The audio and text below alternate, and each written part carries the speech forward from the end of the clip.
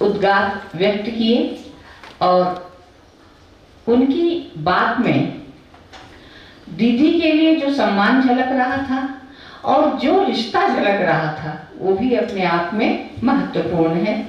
और इसी के साथ मैं विकास चतुर्वेदी जी को मंच पर आमंत्रित करती हूँ कि 2 शब्द कहकर शुभकामनाएं दें। माननीय मंच पर हम सभी के मन मस्तिष्क को आंदोलित करने वाली माँ बागेश्वरी को सादर नमन। इस मंच पर हमारे छतरपुर के जो भी साहित्य जगत के श्रेष्ठ लोग हैं वो बैठे हुए हैं। सामने श्रोताओं में भी बहुत श्रेष्ठ जो लोग हैं साहित्य के जगत में वो सारे लोग बैठे हुए हैं और उनके सामने अपनी बात को कहना एक गैर साहित्यिक व्यक्ति के द्वारा आज पहली बार मुझे बड़ा धर्म संकट महसूस हो रहा है। सबसे बड़ी चीज ये है कि जिन्होंने मुझे हिंदी सिखाई, जिनके श्री चरणों में बैठ के हम हिंदी सीखे हैं, हमारी गुरु मैया, उनके सामने अगर मैं कुछ बोल रहा हूँ और कुछ गलत हो जाएगा तो कहीं ना कहीं उनकी प्रतिष्ठा को भी ठेस लगेगी। और जो भी अच्छा बोलूंगा मैं यहाँ पर वो सब सारा श्रेय उन्हीं को जाएगा, सारा श्रेय उन्हीं को है जो कुछ सीखा है। और मैं आपको बता दूं कि ये स्कूल स्टार्टिंग शिशु उस समय हुआ करती थी, आजकल नर्सरी हो गई है। शिशु से लेकर और ग्रेजुएशन तक हिंदी एक विषय के रूप में हम सभी ने पढ़ा है। जो उन 3 वर्षों में 6th, 7th और 8th में हमने हिंदी पढ़ ली, बस वही हिंदी पढ़ी है। इसके अलावा बस एक विषय के तौर पर परीक्षा पास करते गए, पर जो सीखा है, मैया मैं तो चंद्र खिलौना ले हूं। जब पढ़ाया करती थी सूरदास को तो ऐसे लगता था कि यशोदा मैया साक्षात पढ़ा रही है और हम छोटे छोटे बच्चे सब कृष्ण हैं और वो हमें इस तरह से पढ़ा रही है। ये जो भाव उन्होंने पैदा किया, हिंदी के प्रति जो आकर्षण पैदा किया, उसके लिए मैं बहुत उनका ऋणी रहूंगा। उनके श्री चरणों में सादर नमन। आज के हमारे कार्यक्रम के मुख्य अतिथि माननीय पद्मश्री अवध किशोर जड़िया जी, बचपन से जिनको हम कवि सम्मेलनों में सुनते हुए बड़े हुए हैं और ये सौभाग्य का विषय मैं समझता हूँ कि उनके साथ में जो ये आयोजकों ने, भाई साहब हमारे मित्र डॉक्टर यशपाल ने मुझे मेरा नाम रखा तो कहीं ना कहीं मुझे गौरव की अनुभूति हुई। उन्होंने मान रखा मेरा, क्योंकि मैं वास्तव में इस तरह के कार्यक्रमों में बड़ा इनकन्वीनियंट फील करता हूँ। 3 अप्रैल को मैं अपनी बैंक की क्लोजिंग कंप्लीट करके सारा डेटा लेके भोपाल जा रहा था अपने ऑडिटर्स के पास और मैं आराम से सो रहा था, रिलैक्स हो गई। डॉक्टर साहब का फोन आया, तो पहले तो मैं समझ नहीं पाया कि ये कार्यक्रम कैसा है। तो उन्होंने बताया कि भाभी जी की किताब का विमोचन है। तो मैंने मना किया कि आप मुझे उसमें मत रखिए, मैं अपनी बात को रख दूंगा, ऐसी कोई बात नहीं। और मैं बेसिकली घर का ही एक सदस्य रहा हूँ। बचपन से हम सब लोग आंटी जी के सानिध्य में पले बड़े हैं, उनके प्रेम की आंचल में हम सब लोगों ने अपना जीवन जिया है।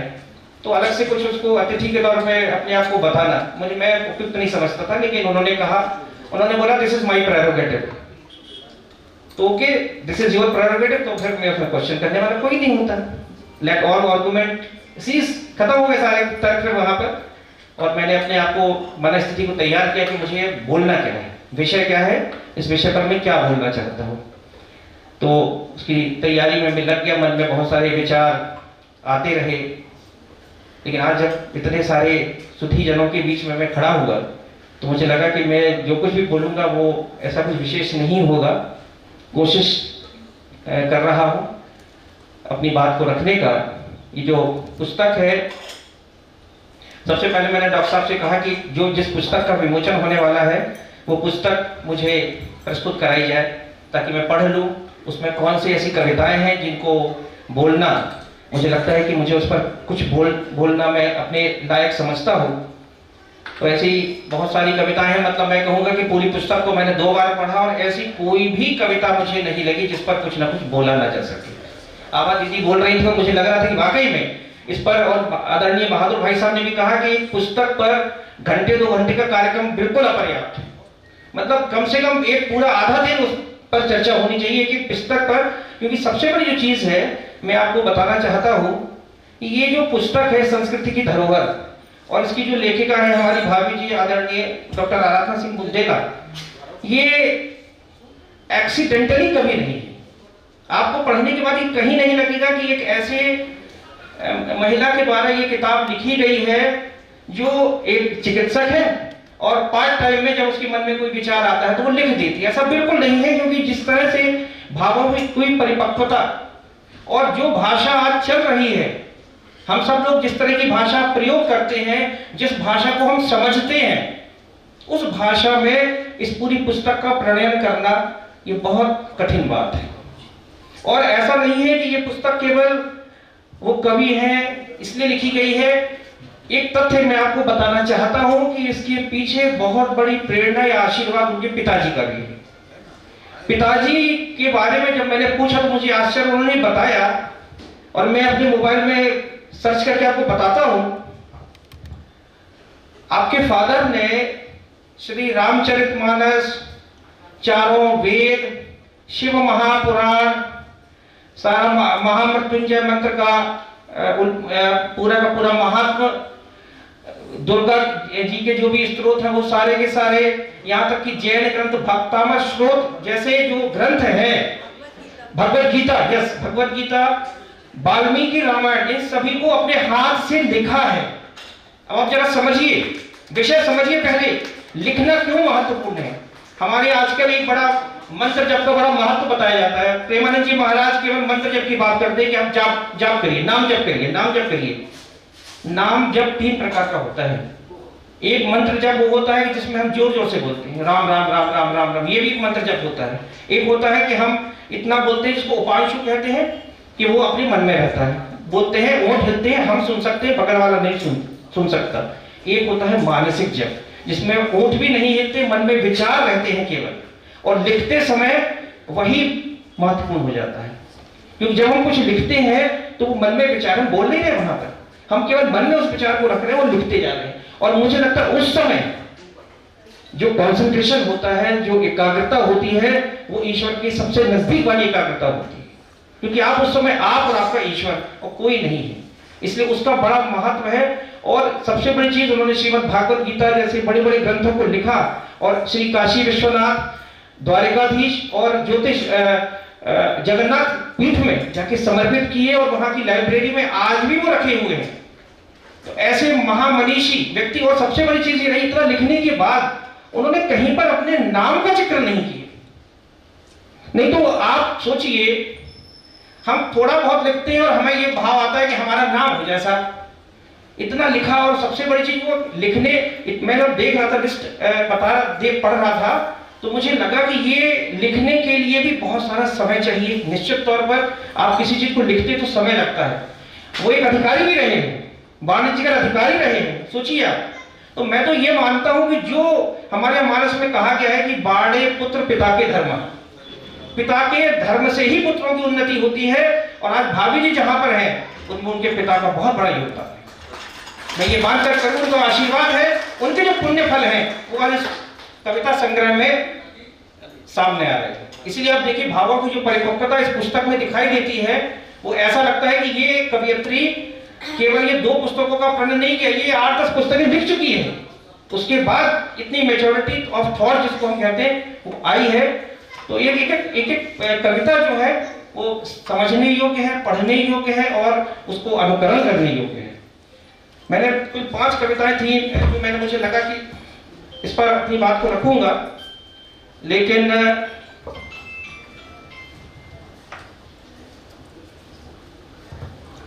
दो कविताएं मैं अंततः आपको इस पर जिक्र करना चाहता हूं, जो विषय महत्वपूर्ण है। एक है सफेद हाथी, और ये जो सफेद हाथी कविता है, ये मित्र के ऊपर लिखी गई है कि कुछ भी बनना मेरे भाई, तुम सफेद हाथी से साथी न बनना, काम के सखा तुम साबित होना, सिर्फ दिखावटी बुत न बनना। और मैं आपको इसलिए मैं इस कविता का मैंने जिक्र किया कि जो हमारे डॉक्टर साहब हैं वो बिल्कुल अलग है। मतलब हम ये कह सकते हैं, हमारे सारे मित्र पीछे बैठे हुए हैं, हम सब एक विश्वास रखते हैं कि कभी कोई संकट हमारे ऊपर आएगा, कभी कोई मेडिकल प्रॉब्लम आएगी, तो डॉक्टर साहब पहले व्यक्ति होंगे जो हमारे लिए खड़े होंगे। ये विश्वास है उनके प्रति हमारा, ये संस्कार उनके माता पिता ने जो उनको दिए हैं। अभी मैं कल ही की घटना में आपको बताता हूँ। मैं रात को 12 बजे मेरी ऑफिस की अकाउंटेंट मैडम है, उसका फोन आया कि सर मेरी किसी रिश्तेदार का रोड एक्सीडेंट हो गया और उसको सिर में गंभीर चोट आई है। अब रात को 12 बजे मुझे लगा कि डॉक्टर साहब को मैं अगर बताता हूँ तो ये अच्छी बात नहीं है। रात को 12 बजे बेचारे थके हुए सो रहे होंगे, मैंने उनको फ़ोन करना उचित नहीं समझा। मैंने उससे कहा कि आप जो भी हॉस्पिटल है वहाँ एडमिट करा दीजिए, और उसके बाद फिर सुबह मैं डॉक्टर साहब से बात करूंगा और आपकी बात करूंगा। लेकिन चूंकि समस्या ये है कि उनके यहाँ ही कार्यक्रम है और वो बेचारे सुबह से उसमें लग जाएंगे, फिर भी मैं बात कर लूंगा। उसने उनको एडमिट कराया, उनका इलाज हुआ, सारा कुछ हुआ। सुबह मैंने ये भी कहा कि आप सीटी स्कैन करा लेना, उनसे बिना पूछे, और जो रिपोर्ट होगी मुझे बता देना, व्हाट्सएप कर देना, मैं उनसे कंसल्टेशन कर लूंगा। सुबह मैं फोन करता, उसके पहले डॉक्टर साहब का आज के कार्यक्रम के बारे में एक बार रिमाइंडर फोन आया। मैंने जब उनसे कहा कि डॉक्टर साहब ऐसा ऐसा हो गया, तो उनका कहना यह था कि यार 12 बजे मुझे फोन करने में क्या संकोच था। ये एक चिकित्सक का जो धर्म है कि वो हमेशा चिकित्सक है। रात को 12 बजे मुझे कोई फोन करेगा तो मुझे तो कष्ट होगा, मैं ईमानदारी से बता दूं, चाहे कोई भी हो। लेकिन एक डॉक्टर का जो फर्ज है वो उन्होंने निभाया। उन्होंने कहा कि आप मुझे 12 बजे फोन करते थे, मैं 12 बजे सीटी स्कैन सेंटर खुलवा देता। ये जो संस्कार है, ये जो इमोशन है, ये कहीं ना कहीं यही इमोशन एक अच्छे ह्यूमन बीइंग बनाने में हमारी मदद करते हैं।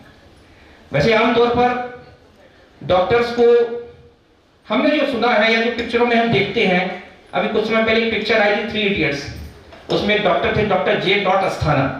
वो कहते थे इमोशंस डॉक्टर्स में नहीं होना चाहिए क्योंकि वो इलाज नहीं कर पाते।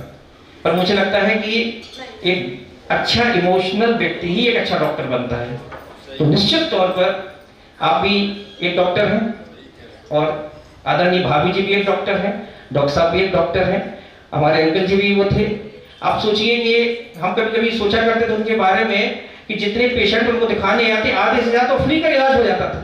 तो उनको प्रैक्टिस क्या करते होंगे, मतलब 50% फ्री हो जाता था उनका। हम कभी भी किसी को लेके गए, उन्होंने देखभाल लिया, चाहे बुआ हो, चाची हो, ताई हो, कोई हो, वो फीस नहीं लगेगी फिर हमारी। ये जो भाव, ये जो संस्कार है, ये बहुत मतलब जिसको कहना चाहिए खानदानी।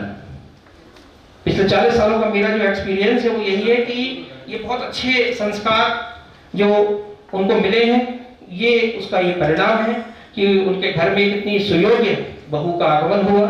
और वो सुयोग्य बहू एक ऐसे सुयोग्य पिता की पुत्री है जिसने बहुत सारे पुण्य संचित करके रखे हैं, और वही पुण्य उनको आगे जीवन में बहुत आगे बढ़ाएंगे, इसमें कोई भी संदेह नहीं है।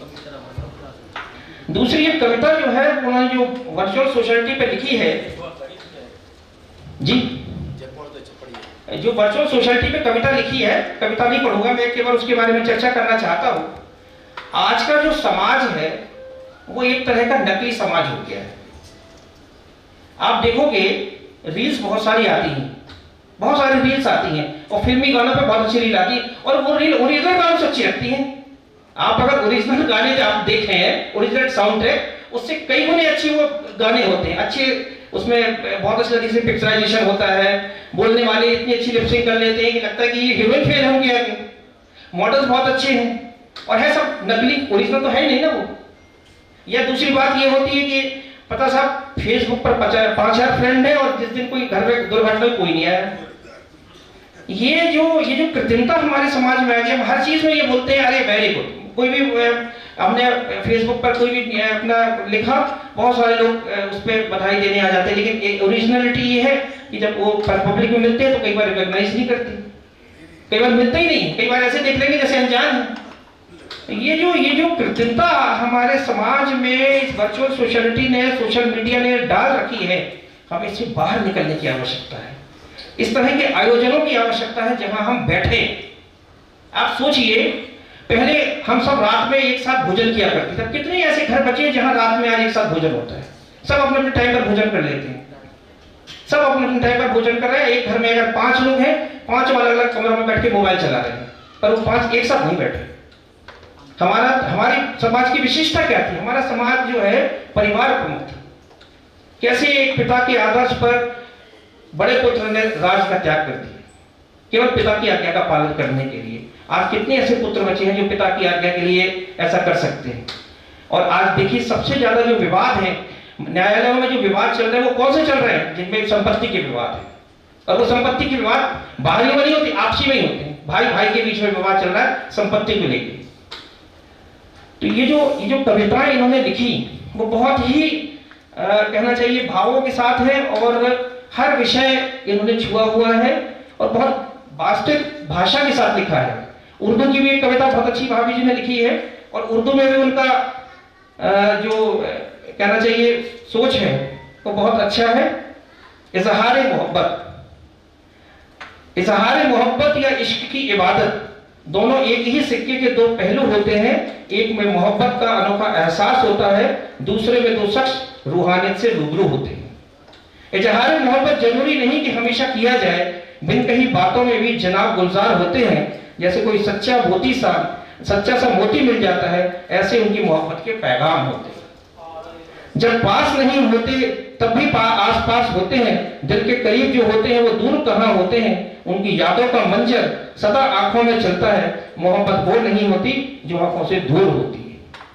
तो ये सारे के सारे जितनी भी कविताएं हैं, हर कविता पढ़ने योग्य है। बहुत ही भाषा कहना चाहिए जो जिसको हम कहते हैं कि परिपक्व भाषा जो होती है वो लिखी गई है और निश्चित तौर पर वो बधाई की पात्र हैं।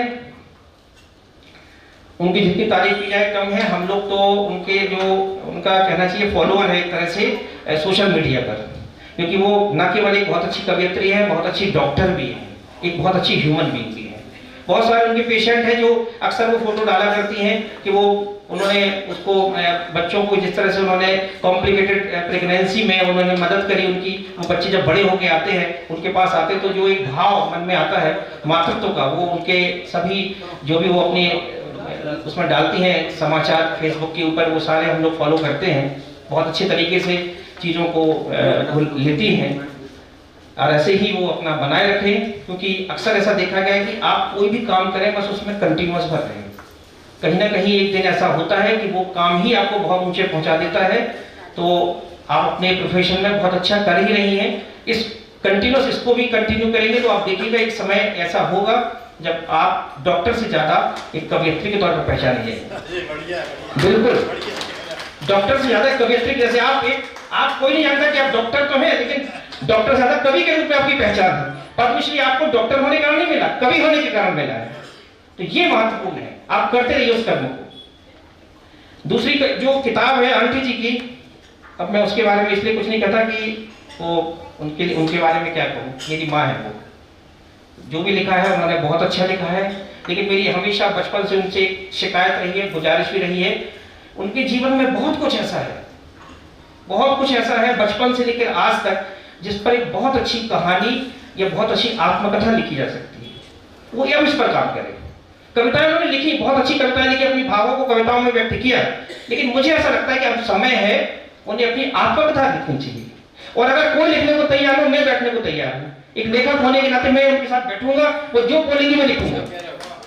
निश्चित तौर पर मैं आज आपको ये बताना चाहता हूँ कि वो जब भी मुझे बुलाएंगे मैं उनके पास बैठूंगा, मैं लिखूंगा, लेकिन मैं उनसे आत्मकथा लिखवा कर रहूंगा।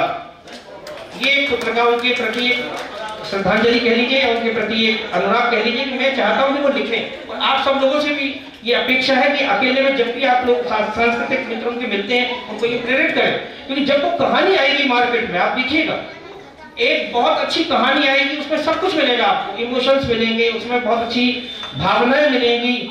और आजकल तो सीरियल का जमाना है साहब, बहुत अच्छा सीरियल बन जाएगा, उसके ऊपर कॉपीराइट हो जाएगा, आप देखिएगा वो बहुत अच्छी स्क्रिप्ट राइटर बन जाएंगे। अब लिखें तो केवल, क्योंकि आज समस्या आज सबसे बड़ी ये है ओरिजिनल थॉट्स की कमी है। ओरिजिनल थॉट्स आज बहुत मतलब रेयरेस्ट ऑफ द रेयर हो गए हैं। और आपके पास तो बचपन से उनका खजाना है, कैसे आप बचपन में आपकी माँ नहीं रही, कैसे आपने अपने उस परिवार को संभाला। फिर सबसे बड़ी चीज है नाना साहब अंतिम समय यहीं रहे, उनका पूरा जीवन उन्होंने उनको वो किया, अपने परिवार को देखा, अपने परिवार को आगे बढ़ाया। हम सब लोग बचपन से जाते रहे, बुआ जी लोग थी, सारी शादियां इन्हीं के आपके ही मार्गदर्शन में हुई। तो बहुत कुछ है जीवन में जिस पर एक बहुत अच्छी कहानी, बहुत अच्छी आत्मकथा लिखी जा सकती है।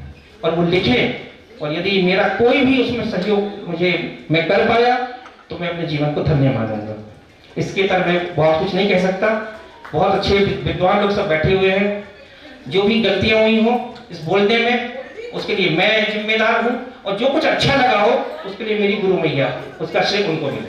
बहुत बहुत धन्यवाद।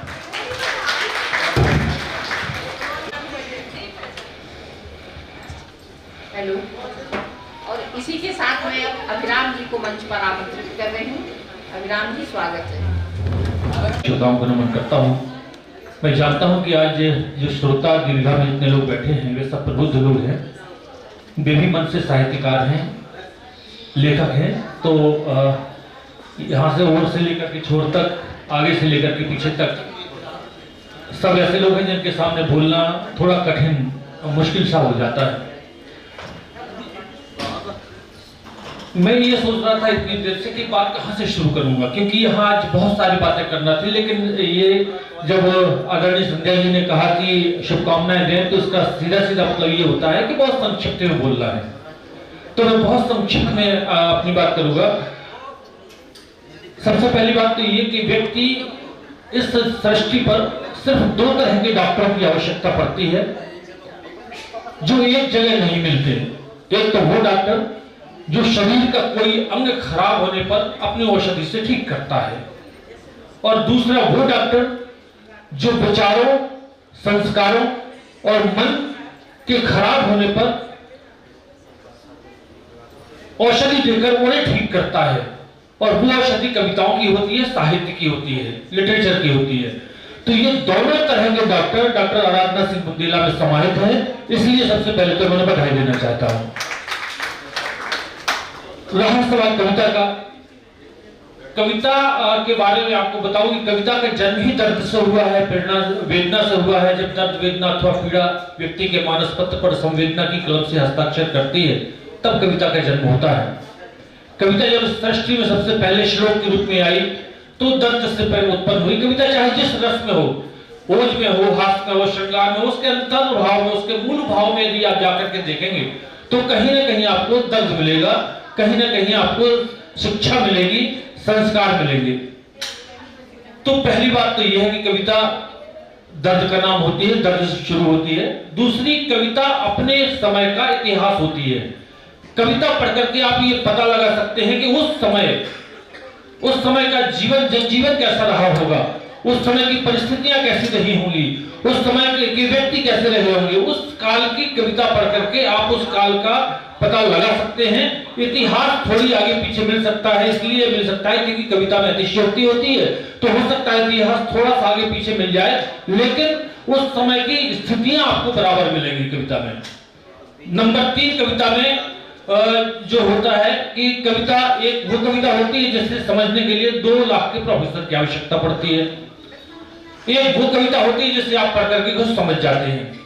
तो अब ये कहने की जरूरत नहीं है कि सबसे सही और सबसे अच्छी कविता, क्योंकि कविता समाज के लिए होती है, कविता केवल साहित्यकारों के लिए नहीं होती है। कविता साहित्यकार लिखते हैं लेकिन होती समाज के लिए है, और जो समाज उसे समझ भी ना पाए वो कविता किस काम की। तो ये वो कविता है आराधना सिंह बुंदेला जी की संस्कृति की धरोहर में, वो कविता है, वो ऐसी कविताएं हैं जिन्हें आप आराम से समझेंगे, आसानी से समझेंगे कि बिल्कुल आपकी रोजमर्रा की भाषा का इसमें इस्तेमाल किया गया है। और चौथी बात कविता में होती है, कविता संस्कारों की औषधि होती है, जो इस किताब की प्रत्येक कविता में है। आपको इस किताब की प्रत्येक कविता में कहीं ना कहीं कुछ ना कुछ सीखने को जरूर मिलेगा। अच्छा, हम यदि ये कहें कि व्यक्ति को ये लिख के दे दे, 4-6 पॉइंट्स लिख के दे दें कि मन अच्छा होना चाहिए, विचार अच्छे होना चाहिए, ये होना चाहिए, वो होना चाहिए, तो शायद कोई नहीं सीखेगा। लेकिन हम उदाहरणों के माध्यम से, कविता के माध्यम से और अपने विचारों के माध्यम से उसे कविता में गढ़ करके यदि लिखते हैं तो वो आपके दिल पर उतरेगी, आपके दिमाग पर अपनी छवि छोड़ेगी, जैसा कि इस पुस्तक संस्कृति की धरोहर में है। तो ये जो पुस्तक है संस्कृति की धरोहर, तो हम कविता तक आ गए। संस्कृति क्या है? संस्कृति हमारी अनुभूतियां हैं, संवेदना है, त्याग है, अहिंसा है, प्रेम है, शांति है, ये हमारी संस्कृतियां हैं, ये हमारी संस्कृति है। तो ये जो कविता की किताब है संस्कृति की धरोहर, इसमें इन सारी चीजों की जो हमारी हिंदुस्तान की संस्कृतियां हैं, इन संस्कृतियों को प्रत्येक कविता में समेट करके, सहज करके बड़ी खूबसूरती के साथ रखा गया है। मैं बधाई देना चाहता हूँ डॉक्टर आराधना सिंह बुंदेला जी को, जिन्होंने अच्छा जब बोलता हूं तो बीच बीच में कई बातें ऐसी आ जाती हैं, थोड़ा जल्दी भी है, तो ऐसी आ जाती कि मैं कहां से मतलब क्या क्या ना बोल दूं इसमें। इन्होंने एक कविता है, ये पत्थरों की शहर, ये पत्थरों का शहर। इस कविता में लिखा है कि कविता कितना जब हम लिखते हैं तो ये पत्थरों का शहर है यारो, कविता संभल के कहना, यहाँ जज्बातों की इज्जत है, हर कोई नहीं करेगा। जब तुम मन अपना खोलोगे तुमको दीवाना कहेंगे, सच कितना भी बोलोगे दाद ये फिर भी न देंगे। कितनी कड़वी सच्चाई लिखी है कि जब व्यक्ति लिखना शुरू करते हैं, किसी ने लिखा कि निर्माणों का उपहास नियम जग का, जग हंसे हौसला पस्त नहीं होगा, यह मेरी अटल साधना का सूरज हो गया उदय अब अस्त नहीं होगा। तो उनका ये जो सूर्य है जो उदय हो गया है, उन्होंने अपनी कविता के माध्यम से खुद कहा है कि चाहे लोग हंसें, चाहे लोग कुछ भी करें, लेकिन मेरे साहित्य का, मेरी कविता का, मेरे संस्कारों का और इस समाज को के मन विचारों को सुदृढ़ करने का जो संकल्प मैंने उठाया है, अब ये बंद नहीं होगा, अब ये खत्म नहीं होगा। संवेदना की पराकाष्ठा पहुंचती है। एक कविता है खत जो कभी पहुंचा नहीं, लाजवाब कविता है, लेकिन जब कविता के क्लाइमेक्स पर पहुंचते हैं, अच्छा कविता में हिंदी साहित्य में इतना सब कुछ लिखा जा चुका है कि अब नया लिखना बहुत मुश्किल है, और नई यदि एक पंक्ति भी लिख जाती है तो पूरे जीवन के लिए सार्थक हो जाती है। और आश्चर्य की बात यह है कि इसमें कई पंक्तियां नहीं है, लेकिन एक पंक्ति इतनी नहीं है जिसे किसी ने आज तक नहीं लिखा। भी आभारी दीदी ने उसका उल्लेख भी किया था। वो पत्र भेजते हैं अपने पिता को, खत भेजते हैं। खत भेजने का तरीका क्या है, कितना सटीक माध्यम उन्होंने तलाशा है। इससे सटीक माध्यम एक पिता को जो पिता गोलोकवासी है उसे भेजने के लिए, उसे खत भेजने के लिए इससे अच्छा तरीका और क्या हो सकता है, जहां वो लिखती है कि जिन नदी की जिन धाराओं से उनकी अस्थियां गई हैं, जहां से उनकी अस्थियां प्रवाहित होकर के पहुंची हैं, मैं वहीं से इस खत को भेज रही हूं, तो मुझे पूरा विश्वास है कि खत भी वहीं पहुंचेगा जहां मेरे पिता है। इससे बढ़िया, इससे नई बात और कुछ हो नहीं सकती। बहुत शानदार। क्योंकि डॉक्टर हैं तो उन्होंने अपना फर्ज भी निभाया है। डॉक्टर की कई कविताएं, एक डॉक्टर की शपथ, अस्पताल, ये कविताएं भी लिखी हैं। कविता में माँ के आदर्श हैं, पिता के आदर्श हैं, पिता के रूप के लिए तो उन्होंने बहुत कविता लिखी हैं, और निश्चित रूप से इससे ये पता चलता है कि वो अपने माता पिता के संस्कारों और आदर्शों को किस तरह जीती हैं। लोग कहते हैं कि व्यक्ति के उसके माँ बाप ही उसके हीरो होते हैं जीवन में, तो ये उन्होंने सिद्ध करके दिखाया है कि उनके माँ बाप, उनके माता पिता उनके जीवन के हीरो हैं, आदर्श हैं। पापा ने कहा था उस साल का आखिरी दिन, पापा कहाँ चले गए, माता पिता, पापा की बरसी और याद आए पापा। तमाम कविताएं और भी कई कविताओं में जिक्र किया है। तो निश्चित रूप से एक बहुत उन्होंने अपने एक लक्ष्य दिया, उन्होंने एक प्रेरणा दी युवाओं के लिए कि आपके यदि माता पिता आपके आदर्श हैं तो फिर आप भटक नहीं सकते जीवन में। मेरी पसंदीदा पोशाक साड़ी, अद्भुत बात है भाई। ये बताने के लिए लोगों ने कई तरीके अपनाए। लोग ये कहते हैं यहां खड़े होकर के, कई मंचों पर कहते हैं कि कपड़े कम होते जा रहे हैं, कपड़े ये होते जा रहे हैं, कपड़े वो होते जा रहे हैं, और तमाम तरह की बातें करके, इस तरह की बातें करते। लेकिन उन्होंने उस बात को कितने सलीके से कहा, कितने तरीके से कहा कि मेरे जीवन का आदर्श क्या है। कविता 7, हाँ ये है, क्या शानदार तरीका है ये बताने का, सिखाने का कि साड़ी सिर्फ एक पोशाक नहीं है, एक प्यारा सा एहसास है कई दीवाने दिलों का। ये हमारी संस्कृति और विरासत का सम्मान भी है, इसको पहनने वाली नारी का ये अभिमान भी है। यानी कि उन्होंने ये बता दिया कि आप भले ही किसी तरह के कपड़े पहनो, किसी तरह का कुछ ही पहनो, लेकिन जो हमारी संस्कृति में है, जो साड़ी में है, वो दुनिया के किसी लिबास में नहीं है। ये संदेश उन्होंने बड़े सलीके से और बहुत खूबसूरत तरीके से दिए हैं। रिश्तों का अपनापन एक बहुत शानदार कविता है इसमें। और भी मतलब जितनी कविता मैंने पढ़ी हैं वो सब मुझे ऐसी लगी कि मैं इन सब पर बोलूं, लेकिन चूंकि समय नहीं है। और आज आंटी की एक पुस्तक तुमसे तुम तक, तुमसे शुरू तुम तक, ये इसका विमोचन हुआ, ये मैंने अभी पढ़ी नहीं है, मुझे मिल नहीं पाई, तो इसलिए इस पर चर्चा मैं नहीं कर पाऊंगा। हाँ, अभी मैंने देखी है ये पुस्तक, तो इतना जरूर कह सकता हूं कि आंटी ने जो लिखा, जो समर्पण किया है, मेरे लेखन की प्रेरणा और प्रयास सब आपसे थे, डॉक्टर साहब के लिए समर्पित की है।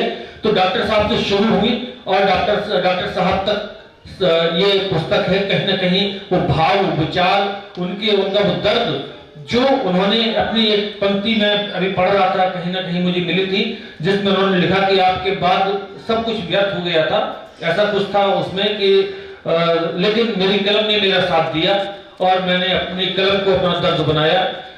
दूसरा, तुमसे तुम तक शुरू, यदि हम इसको दूसरे अर्थों में लें तो ये मां सरस्वती की वंदना से शुरू होती है कविता और जाकर के मृत तृष्णा की जीवन यानी अध्यात्म पे समाप्त होती है। आप पढ़िए इस कविता को, इसमें आपको ऐसा लगेगा कि जो ईश्वर से शुरू होकर के अध्यात्म समाप्त होती है वो तुमसे शुरू। बहुत शानदार टाइटल है। उन्होंने बताया कि ये इसका टाइटल आराधना सिंह बुंदेला जी ने रखा है। मैं वो बधाई देना चाहता हूँ कि इससे खूबसूरत और कोई इसका टाइटल हो नहीं सकता था। फिर कभी इस पर चर्चा करेंगे। नमस्कार राम जी। और इसी के साथ मैं आदरणीय सुषमा दोसांझ जी को मंच पर आमंत्रित करती हूँ आशीर्वचन के लिए।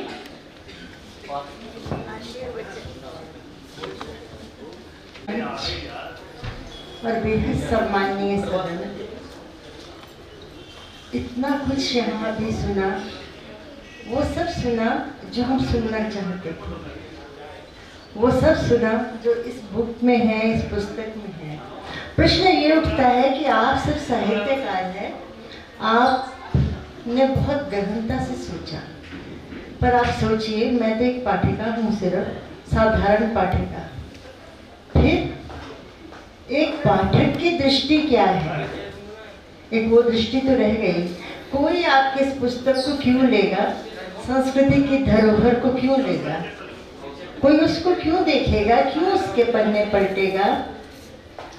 वो इसलिए पलटेगा, जो मेरा मानना है कि संस्कृति है।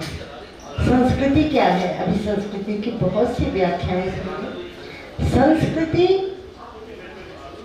वो रिवाज है, जैसा कि डॉक्टर साहब आराधना जी ने कहा, वो रिवाज है, लेकिन वो रिवाज कहाँ से आए? बड़ा गहरा प्रश्न है कि रिवाज आए कहाँ से? क्या मैंने बनाए, या इन्होंने बनाए, या मेरी माँ ने बनाए, या दादी नानी किसी और ने बनाए? नहीं, वो किसी ने नहीं बनाए, वो हमारी संस्कृति ने बनाए। हम सिर्फ उसका निर्वहन कर रहे हैं, उन रिवाजों का निर्वहन कर रहे हैं, उन्हें रिवाज कह रहे हैं, लेकिन वही तो हमारी संस्कृति है, जैसा कि अभी मैंने सुना भी। पर आप एक चीज़ देखिए कि संस्कृति के इस उसमें ये आम का अचार स्थान कैसे पा गया? क्या वो सिर्फ माँ के हाथ का अचार था, या माँ से सुना कि वो नानी माँ के हाथ का भी अचार था, या माँ से सुना कि नानी से सुना मेरी माँ के हाथ का भी अचार था? तो जब वो अचार आम का जो हर मौसम पे आता है और वो अचार था, तो मेरे मन में एक छोटी सी जिज्ञासा हुई कि ये अचार आया कहाँ से? अगर संस्कृति वो है कि सीता जनक का घर छोड़ करके, राजा जनक का, और राम के साथ आई, जहाँ तक रामायण पढ़ते हैं और वेदों को तो छोड़िए, गायत्री और उन सब की तो हम बात नहीं करेंगे, लेकिन आप ये देखिए, जब वो बात संस्कृति में आई तो आज एक बेटी पराए घर को अपना बनाने चलती, अपनी मायके की चूना रोड की। ये कौन है? ये वो है, ये डॉक्टर आराधना, जिसने आकर के सबको यहाँ अपना बना दिया और सब उसके बन गए। और एक शब्द मैंने बहुत बार सुना, सासू माँ। तो मैं ये मानती हूँ, जो मेरा खुद का मानना है, मेरा अपना ओपिनियन है, इस बुक में शायद हो या नहीं मैं नहीं जानती। कृष्ण की दो माएँ थीं, एक देवकी और एक यशोदा। देवकी ने क्या किया? देवकी ने उसको जन्म दिया, जो सबकी हम सबकी माएँ जिसने जन्म दिया। एक वो माँ, सासू माँ जिसे हम कहते हैं, वो तो मेरी यशोदा है। वही लाड़ भी लड़ाती है, डांट भी देती है, तो वो तो बहुत है, वो सारी जिंदगी यशोदा की ही जानी जाती है। तो ये बात बिल्कुल सच है। हम अपनी बहुओं की यशोदा माँ है, इसीलिए वो बहुएं हमारी बेटियां हैं। सगी बेटियां तो किसी और यशोदा के पास हैं, जिनको हमने जन्म दिया था। तो ये हमारी संस्कृति है। तो ये हमारी संस्कृति है। तो आम का अचार ये संस्कृति में कहाँ से आया कि सिर्फ माँ के हाथ का नहीं था? तो कल यूं ही मैंने उठा करके नेट सर्च किया ये जानने के लिए कि अचार है कहाँ से आया, कहाँ इतिहास क्या है। तो मुझे जान के ताज्जुब हुआ, अचार तो हमारी संस्कृति का हिस्सा है। वो तो 4000 साल पुराना है। वो कैसे? वाट भट्ट जी ने कहा है, वो फल जिसके ऊपर मेथी हो, अजवाइन हो और तेल हो, वो तो 100 दवाइयों से बढ़कर है। तो अचार उसको नाम दिया। और हमारा आचार व्यवहार तो पता ही है, और थाली की सजावट अचार है, ये सब बातें पता है। लेकिन आप ये तो देखिए कि वो भी हमारी संस्कृति है। इसीलिए तो मेरी मम्मी की मम्मी की मम्मी की मम्मी और कहाँ तक चलेंगे आप पीछे, वो सब अचार की मुरीद हैं। और आप और हम भी। इसीलिए वो हॉस्टल जाते समय आपको अचार बना के देती थी कि बेटा परंपरा को कायम रखना, छोड़ मत देना। आपकी कविताएं बहुत से रंग लिए हैं, लेकिन बहुत उसमें भावनाएं भी बहुत हैं। भावनाएं ऐसी हैं कि जिनको मैं कई दफ़ा सोचती हूँ कि संस्कृति ठीक है, संस्कृति हमारे घर आ गई, ये हमारे संयुक्त परिवार, एक दूसरे का ध्यान रखना, ये संस्कृति ही तो है। और एक चीज़ और बहुत बड़ी मेरे को इसमें जो समझ में आती है कि एक आपने बड़ी एक कविता लिखी है, असली खजाना। तो मुझे उस असली खजाना पे आपने लिखा है कि हमारे पास क्या है, ये खजाना नहीं है। मैं आपको एक छोटी सी बात बताती हूँ, बहुत मामूली सी है। लास्ट ईयर की बात है, मैंने अपने ग्रैंडसन से कहा कि तुम स्कूल के बच्चों को वृद्धाश्रम ले जाओ।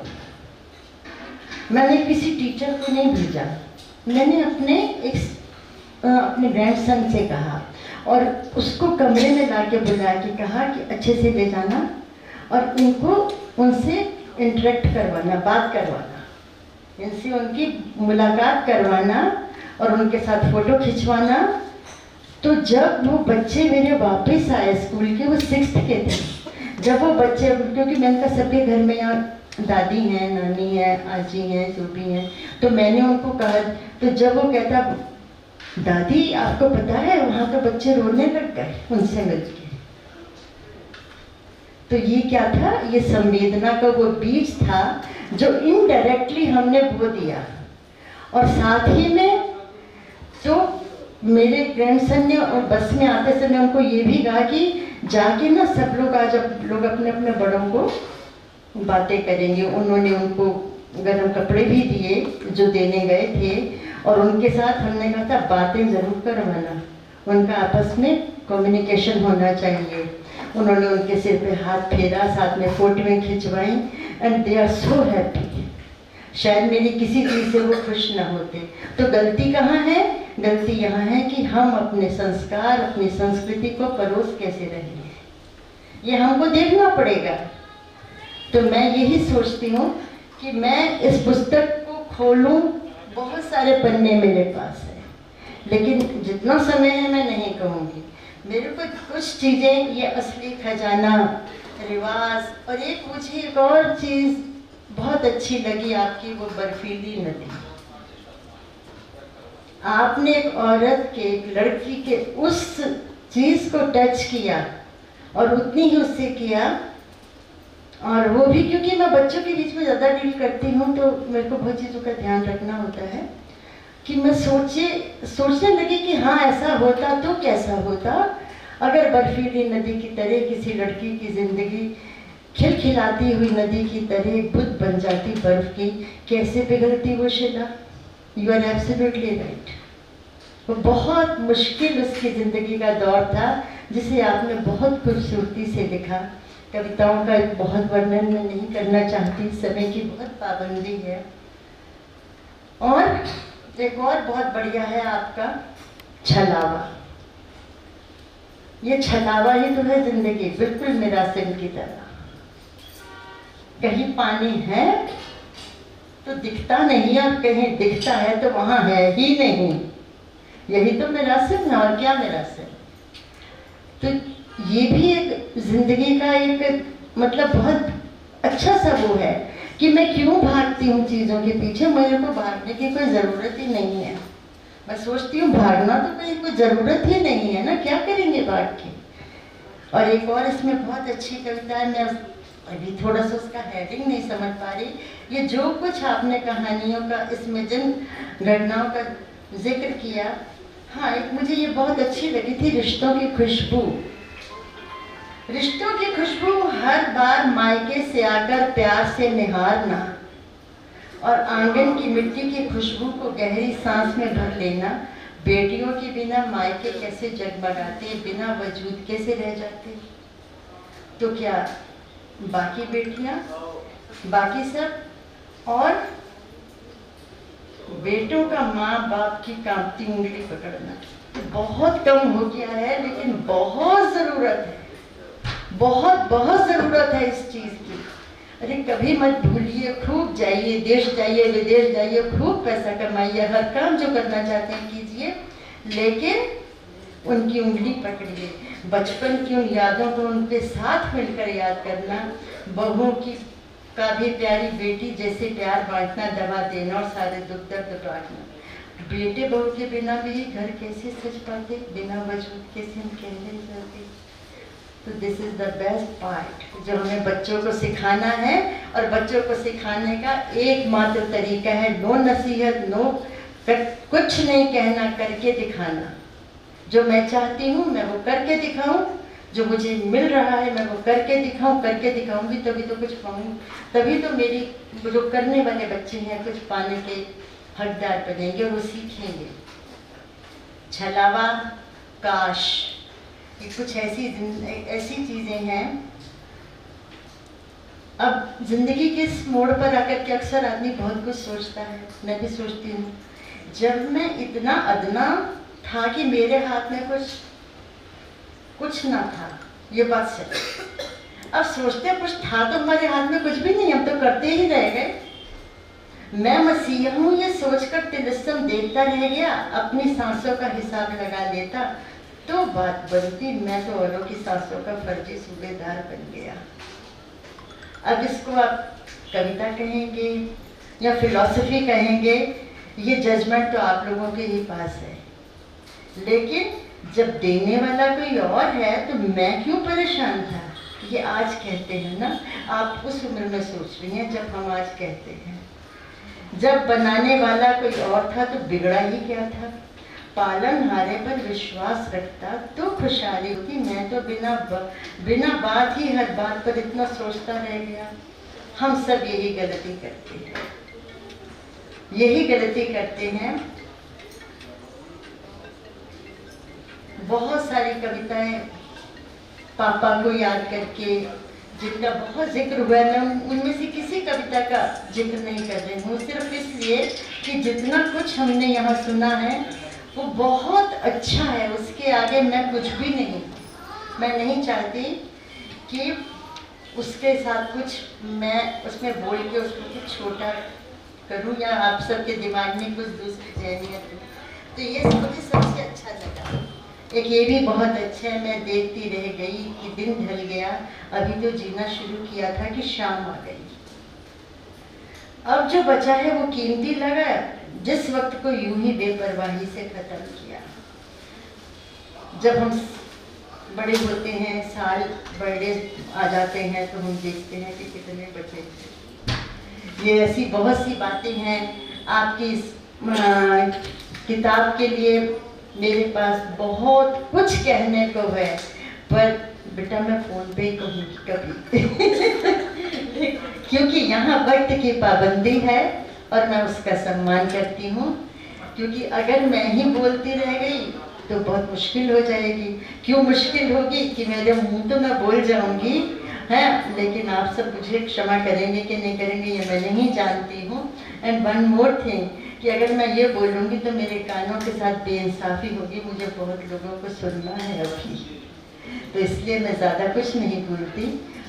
और आप सबसे अगर मैंने कुछ गलत या कुछ किया भी बोला भी हो तो मैं क्षमा चाहती हूँ। धन्यवाद। और विमल भाभी, मैं आपके बारे में कुछ नहीं बोल रही, मैं बोलूँगी जब समय होगा।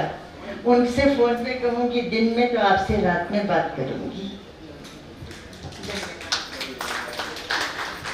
धन्यवाद मैडम। और इसी के साथ अब जिसका इंतजार है हम सबको सुनने का, मैं उन्हें आमंत्रित करती हूँ 4 पंक्तियों से। भावनाओं की सहजता कविता में है, जीवन की सरलता तो कविता में है। बुद्धि भावना का हो संगम जहाँ पर, वो गंग यमुन अमीर धार कविता में है। और इसी भाव के साथ मैं आराधना जी को मंच पर आमंत्रित कर रही हूँ कि वो आए और अपने बारे में, अपनी पुस्तक के बारे में सबसे तो सुना पर अपने मन के उद्गार कहें। बहुत बहुत धन्यवाद संध्या जी आपका। मैं निशब्द हूँ। इतनी देर से सुन के कई बार मेरी आंखों में आंसू आए। बहुत सारी चीज़ें मैं इस परम पूजनीय मंच को प्रणाम नमन करती हूँ। आप सभी आदरणीय जितने भी लोग यहाँ पर, सब बुद्धिजीवी लोग यहाँ पर उपस्थित हैं, सबको मेरा नमन। और मेरी बुआ जी लोग भी आई हैं, मेरी दोनों सिस्टर लॉ अनुराधा और सुगंधा यहाँ पर हैं। और मेरे बच्चे, मैं चारों बच्चों से बोलूँगी कि खड़े हो जाएं। राधिका, अजितांजय और गोल्डी का बेटा दिव्यम और मौली, इन बच्चों को मैं स्पेशली मैंने ये किया कि ये यहाँ आए और ये इस तरह के कार्यक्रम को आज के बच्चे अटेंड करें और समझें कि हम क्या लिख रहे हैं। क्योंकि कहीं ना कहीं हमारी अलग चल रहा होता है, बच्चे अलग बिजी होते हैं, उनको पता ही नहीं होता है कि मम्मी पापा कर क्या रहे हैं और क्या हमें सीखना चाहिए। तो ये मम्मी भी अक्सर एक बहुत अच्छी बात मुझे मम्मी की लगती है कि वो कहती है बच्चों को बताओगे नहीं तो पता कैसे चलेगा, उनको बताओ। तो थैंक यू, सबको प्रणाम करके बैठ जाओ तुम लोग। तो एक बार फिर सबका अभिवादन। और मैं सही में इतनी सुंदर व्याख्या सुनकर तब से निशब्द हूँ और बहुत अपने आप को भाग्यशाली समझ रही हूँ कि ये दिन यहाँ पर आया। और अगर प्रेरणा की बात करूँ तो ये किताब मैंने अपने मम्मी पापा को समर्पित की है। कोविड के समय में मैंने पहली बार कविता लिखना शुरू किया, क्योंकि कभी भी मेडिकल की पढ़ाई में समय नहीं मिला, कभी ऐसा सोचा ही नहीं था कि कुछ लिखा जा सकता है। तो एक समय कोविड की एक शाम में जब ओपीडी बंद थी तो मैं शांत बैठी हुई थी, तो एक ख्याल आया कि गाड़ी जिंदगी की शायद भागती जा रही, बच्चे छोटे छोटे थे काम करते हुए। जो एक गायनेकोलॉजिस्ट होती है, गायनी, आपको सभी को पता है कि एक इमरजेंसी ब्रांच होती है। कभी भी भाग के हॉस्पिटल जाना, दिन में रात में बच्चे बीमार हैं, फीवर है, छोड़ के जाना। तो मैंने सबसे पहले एक कविता लिखी थी, डॉक्टर माँ। तो वो कविता जब मैंने अपने गायनी के फोरम में शेयर की तो सब इतना लोगों ने पसंद किया, गायनेकोलॉजिस्ट ने, सबने कहा कि ये तो हमारी कविता है। तो मुझे लगा कि शायद मेरी कविताएं लोगों के मन को छू सकती हैं। फिर मैंने कुछ और कविताएं लिखी और मेरे पहले काव्य संग्रह गुजरता वक्त ठहरते पल के बाद आज ये दूसरा काव्य संग्रह मेरा यहाँ पर आप लोगों के सामने है। मेरे माता पिता, मेरे पापा, बहुत ज़्यादा उन्होंने मुझे आगे जीवन में बढ़ाया, यहाँ तक पहुँचाया। और जिसको कहते हैं ना पौधे को आगे सींचना, वो काम मेरे यहाँ वाले पापा ने किया और मम्मी ने किया। तो इन कविताओं में इसमें दोनों पापा को खोने की, जो कि पिछले 4 सालों में दोनों पापा नहीं रहे, काफ़ी दर्द है उसमें, मगर उस दर्द में भी एक आशावाद है। देखिए, हमको जाना सबको है, मगर जो माता पिता चले जाते हैं उनसे हम क्या सहारा लें, उनकी हम क्या बातें लें कि हम आगे चल पाए। तो मुझे लगता है कि वो अच्छा रहेगा आगे। और मम्मी का तो हमेशा मार्गदर्शन योगदान रहता ही है। पापा जी ने भी मुझे कभी भी ये नहीं कहा कि कोई चीज़ मत करो, वेरी गुड बेटा, बहुत अच्छा बेटा, हमेशा करके एनकरेज किया। और मुझे लगता है कि मेरे दोनों पापा अपने समय से बहुत आगे थे। आज भी हम कहीं ना कहीं देखते हैं कि वुमेन एम्पावरमेंट की अगर बात करें तो लड़कियों को नहीं पढ़ाना है, या लड़कियों को आगे नहीं बढ़ाना है, और चलिए आगे बढ़ गई और आपकी बहू बन गई तो बहू को आगे नहीं बढ़ाना है। ये दोनों पापा अपने समय से बहुत आगे थे, जिन्होंने लड़कियों को आगे बढ़ाया और फिर बहुओं को आगे बढ़ाया। तो मेरा उनको आज प्रणाम और नमन। और मेरे पति डॉक्टर यशपाल हमेशा बहुत एनकरेजिंग है, बहुत ही धैर्यवान श्रोता रहते हैं मेरी कविताओं के, और मम्मी की भी। कई बार तो हम दोनों उनको बीच में बिठा के कविताएं सुना रहे होते हैं, और इनके पास कोई चारा भी नहीं है सुनने के अलावा, वो बात अलग है। मगर उनके लिए भी तालियां कि वो हमेशा बहुत एनकरेज करते रहते हैं। तो इसमें जो कविताएं हैं वो सभी विषय काफी सारे बहुत देर से डिस्कस हो गए हैं कि बहुत सारी कविताओं पर है, मगर मुझे लगता है कि अगर मेरी ये कविताएं कभी किसी जो लोग अपनों को खोते हैं, अगर उनको एक संबल दे सकें, या कोई एक बच्चा जो जीवन से हताश है, हम देखते हैं कितना कंपटीशन है बच्चों को, कोटा में कितने बच्चे सुसाइड कर रहे हैं कॉम्पिटिशन्स में, अगर एक बच्चा मेरी कविता सुन के अपनी लाइफ लेने से बच जाए या किसी टूटते दिल को सहारा मिल जाए तो मेरी लेखनी सफल हो जाएगी।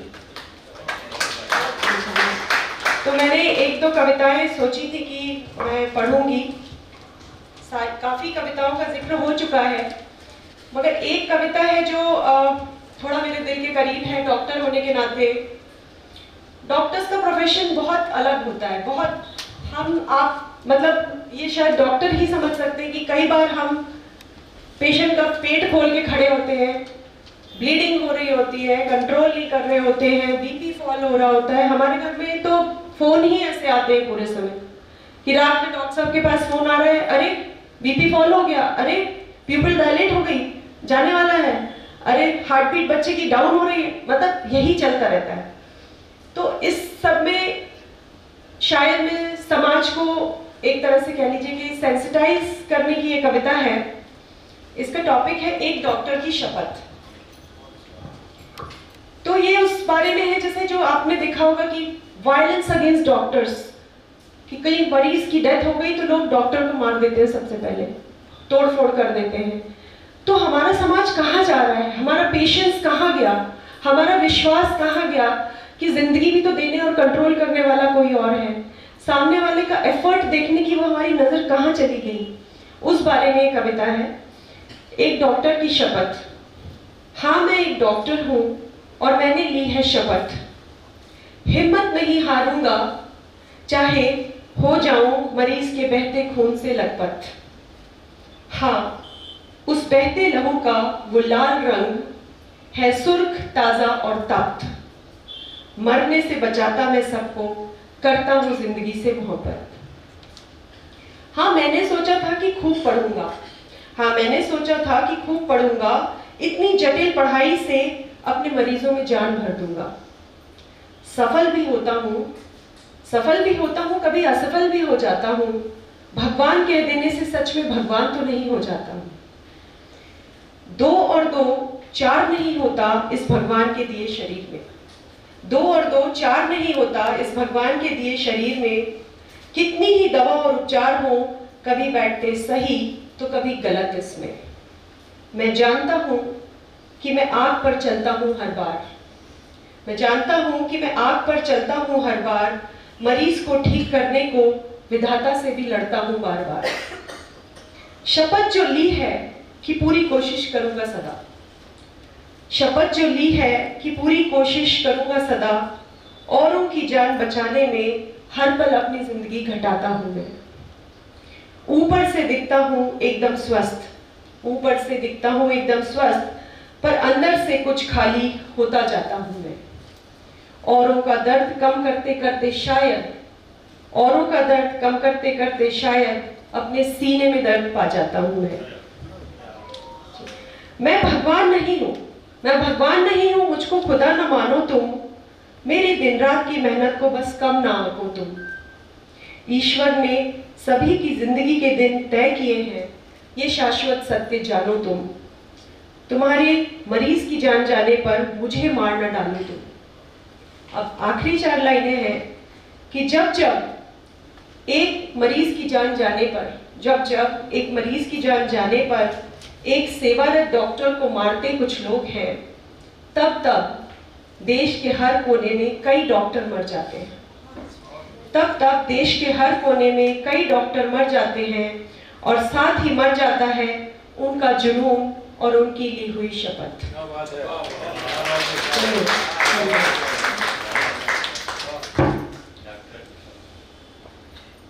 एक और काफी कविता है, इस पे तो काफी बात हो गई। जिंदगी कभी एक सी नहीं रहती, मंजर बदलते रहते हैं। कभी तेज हवा सी, कभी चंचल नदी सी बस बहती जाती है।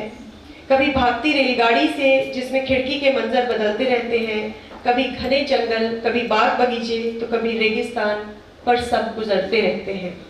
एक नाटक सा चलता रहता है जिसके दृश्यों में कभी खुशी कभी गम, कभी कुछ थोड़ा तो कभी कम, कभी कुछ थोड़ा ज्यादा तो कभी कम। किरदार भी आते जाते और बदलते रहते हैं। चलते चलते कभी रोना होता है तो कभी गाना होता है। कुछ गिले तो किसी से शिकवे, रिश्तों के धागों का ताना बाना होता है। जीवन गीत गाते रहो गुनगुनाते रहो, जीवन गीत गाते रहो गुनगुनाते रहो। आते जाते शख्सों से हर हंसकर मिला करो। आह ना दो किसी को रुलाओ ना, आह ना दो किसी को रुलाओ ना। सुंदर रंगों का प्यारा फसाना बनाते चलो। धन्यवाद। एक बस थोड़ा माहौल भारी है तो एक हल्की कविता सुना देती हूँ। इसका भी जिक्र आया है कि summer vacations on social media. ये हम लोग देखते हैं कि समर वेकेशंस में बहुत सब लोग हम दूसरों की फोटो देख देख के कई बार होता है अरे तो इतना कुछ कर रहे हैं जीवन में, हम तो बिल्कुल बेकार है, हमारा तो कुछ मतलब ही नहीं है, हम तो कुछ कर ही नहीं पा रहे हैं। तो उसके ऊपर है कि हम कैसे इस भाव से अलग हो। Summer vacation on social media. सबको जाते देखकर गोवा और जापान, सबको जाते देखकर गोवा और जापान। गर्मी की जलन बढ़ती जाए, एसी भी ठंडक दे ना पाए। स्टेटस और फेसबुक भरे पड़े हैं, स्टेटस और फेसबुक भरे पड़े हैं। इंस्टा भी लगे हैं जाले, जब जब खोलूं फोन में अपना जीवन निरर्थक सा लगे।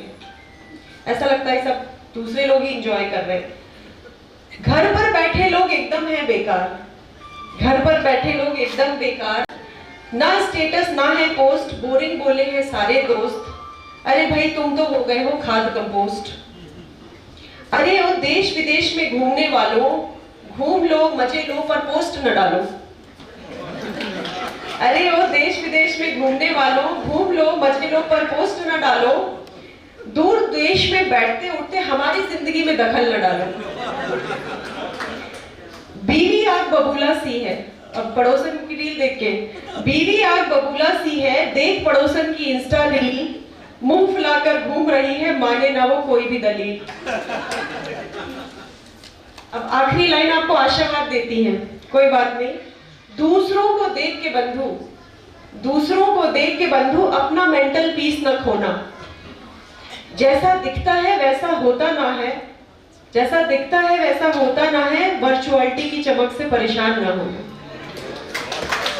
बहुत बहुत धन्यवाद। इन्हीं शब्दों के साथ में एक बार धन्यवाद करती हूँ।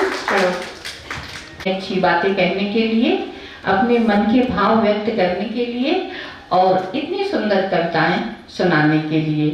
और भाई विकास जी कुछ गिफ्ट लेके आए हैं तो आप संकोच क्यों कर रहे हैं? आप मंच पर आराधना जी को दीजिए।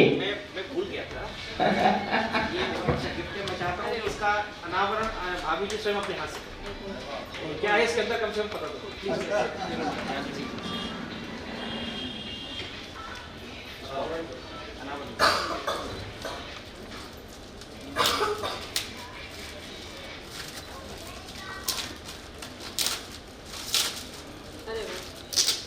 ये पांडुलिपि में सुंदरकांड।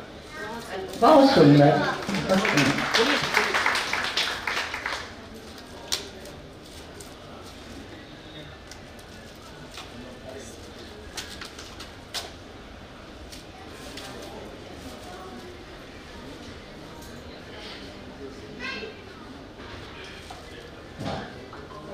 बहुत ही सुंदर, बहुत ही सुंदर।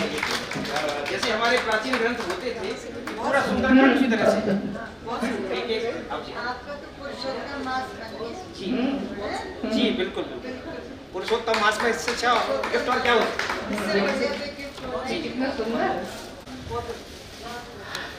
बहुत बहुत धन्यवाद विकास जी, इतनी सुंदर जो उपहार आप उनके लिए लेकर आए हैं, और सही में आदरणीय मैडम जी ने कहा कि पुरुषोत्तम मास बन गया, और ये उपहार वास्तव में पूरे घर के लिए है।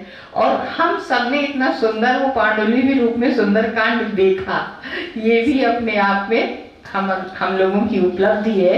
और इसी के साथ आज जो हमारे मुख्य अतिथि हैं पद्मश्री आदरणीय अवध किशोर जड़िया जी, मैं उन्हें मंच पर आमंत्रित करती हूँ। हम सब उनको सुनने के लिए बहुत देर से बेताब हैं। मंच पर विराजित सभी सम्मान्य को बहुत आदर प्रणाम करता हूँ। सम्मुख विराजित भी उतने ही सम्मान के अधिकारी हैं। मैं सबको बहुत बहुत प्रणाम करता हूँ, आदर करता हूँ। और आज का ये जो कार्यक्रम है, इसके बारे में मैंने बहुत सोचा। मेरे पास पांडुलिपि भी आई, PDF आया, इसके बाद कवर आया, तो बहुत सारी बातें मेरे मन में आई। तो मैं बहुत छोटे में आपके 10-15 मिनट लूँगा, तो सारी बात बोल देता हूँ और उसको संकेत में आप सब समझें। हुआ ये कि पहले मुझे लगा इस पुस्तक का नाम संस्कृति की मंजूषा है, लेकिन मैडम ने बताया कि इसको हमने संस्कृति की धरोहर कर दिया। मैंने कहा ये तो अर्थ विस्तार हो गया, बहुत बड़ी बात हो गई, बहुत बड़ी बात हो गई। मंजूषा में तो कोई चीज़ मधुसिया में बंद रहती है, उससे कोई बात नहीं बनती है, लेकिन ये वाकई में धरोहर है। अब धरोहर कैसे है ये मेरे मन में मैंने लिख रखा था, इसको फेयर वेयर नहीं कर पाया। आप लोग सुन लें थोड़ा कृपा करके। तो मुझे लगा कि ये वाकई में धरोहर है। अब धरोहर आप जानते हैं उसको न्यास को कहते हैं, धरोहर न्यास, और उसमें जब बी लग जाता है विन्यास हो जाता है। तो ये धरोहर ऐसी शिफ्ट हुई है। ये धरोहर मूलतः पन्ना जिले से आई, सतना जिले से, आराधना जी के पिताजी से। और इनके पिताजी के लिए जो प्रकाश जी ने बोला वो सारी बात बता दी। ये धरोहर वहाँ से आई और शिफ्ट हो रही है, और कैसी धरोहर के पास शिफ्ट हुई है ये भी बात है। और इन लोगों ने फिर धरोहर क्या है, उसकी रक्षा की जाती है। भाई ये तो आपकी तो है नहीं। ये आराधना कह रही थी कविता कैसे हुई, कवि और अजर नचावई बाणी, ये तो विधाता नचाता है। ये आपके पूर्वजों का पुण्य है कि वो संस्कृति की संरक्षा की और उसको पल्लवित किया और फिर सौंपा। तो आदरणीय प्रकाश जी इनकी मैडम की भी बात कर रहे थे, ये बड़ी कर्मशीला है। मैं पूरी बात नहीं बताना, और हम तो शब्दों में आप सब समझेंगे। मैं इसको पढ़ता हूँ, आप सब सुन लें। मैं ये कह रहा था कि इस धरोहर की सुरक्षा और संरक्षा करने वाली आदरणीय माननीय बुंदेला जी हैं। ये मेरा कह देना मात्र नहीं है, अपितु उनके जीवन वृत्त, इनके जीवन वृत्त और व्यवहारण, इनका जो जीवन का इतिहास है और जो व्यवहार है, जो इनका व्यवहार रहा, तो इनके जीवन वृत्त का और उसमें वृत्त होते पारिवारिक दायित्व के संतुलन के संस्कारी नाप तोल, सारे नाप तोल से संस्कार डाले गए हैं। अभी वो कह रहे थे भैया, संध्या जी कह रही थी कि ऐसा नहीं देखा कि सास भी कवियत्री हो और बहू भी कवियत्री, पर ऐसा है। और बुंदेलखंड में ऐसा ही है, और छत्रियों में ही है। आदरणीय परमार सर बैठे हैं, उन्हें मालूम है 3 कवियत्रा हुई बुंदेलखंड में, जो सास थी, बेटी थी और बहू थी। इनको तीनों के नाम मालूम है। ये हमारे बुंदेलखंड का इतिहास है। तो वो परंपरा क्यों ना आए, वो धरोहर क्यों ना आए, वो संरक्षित की गई और सौंपी गई। तो उनके जीवन वृत्त में और व्यवहृत होते पारिवारिक दायित्व के संतुलन में, संस्कारी नाप तोल में, विवेकपूर्ण बर्ताव में, इन्होंने आदरणीय ने इतना विवेक झेला कि पूछिए मत।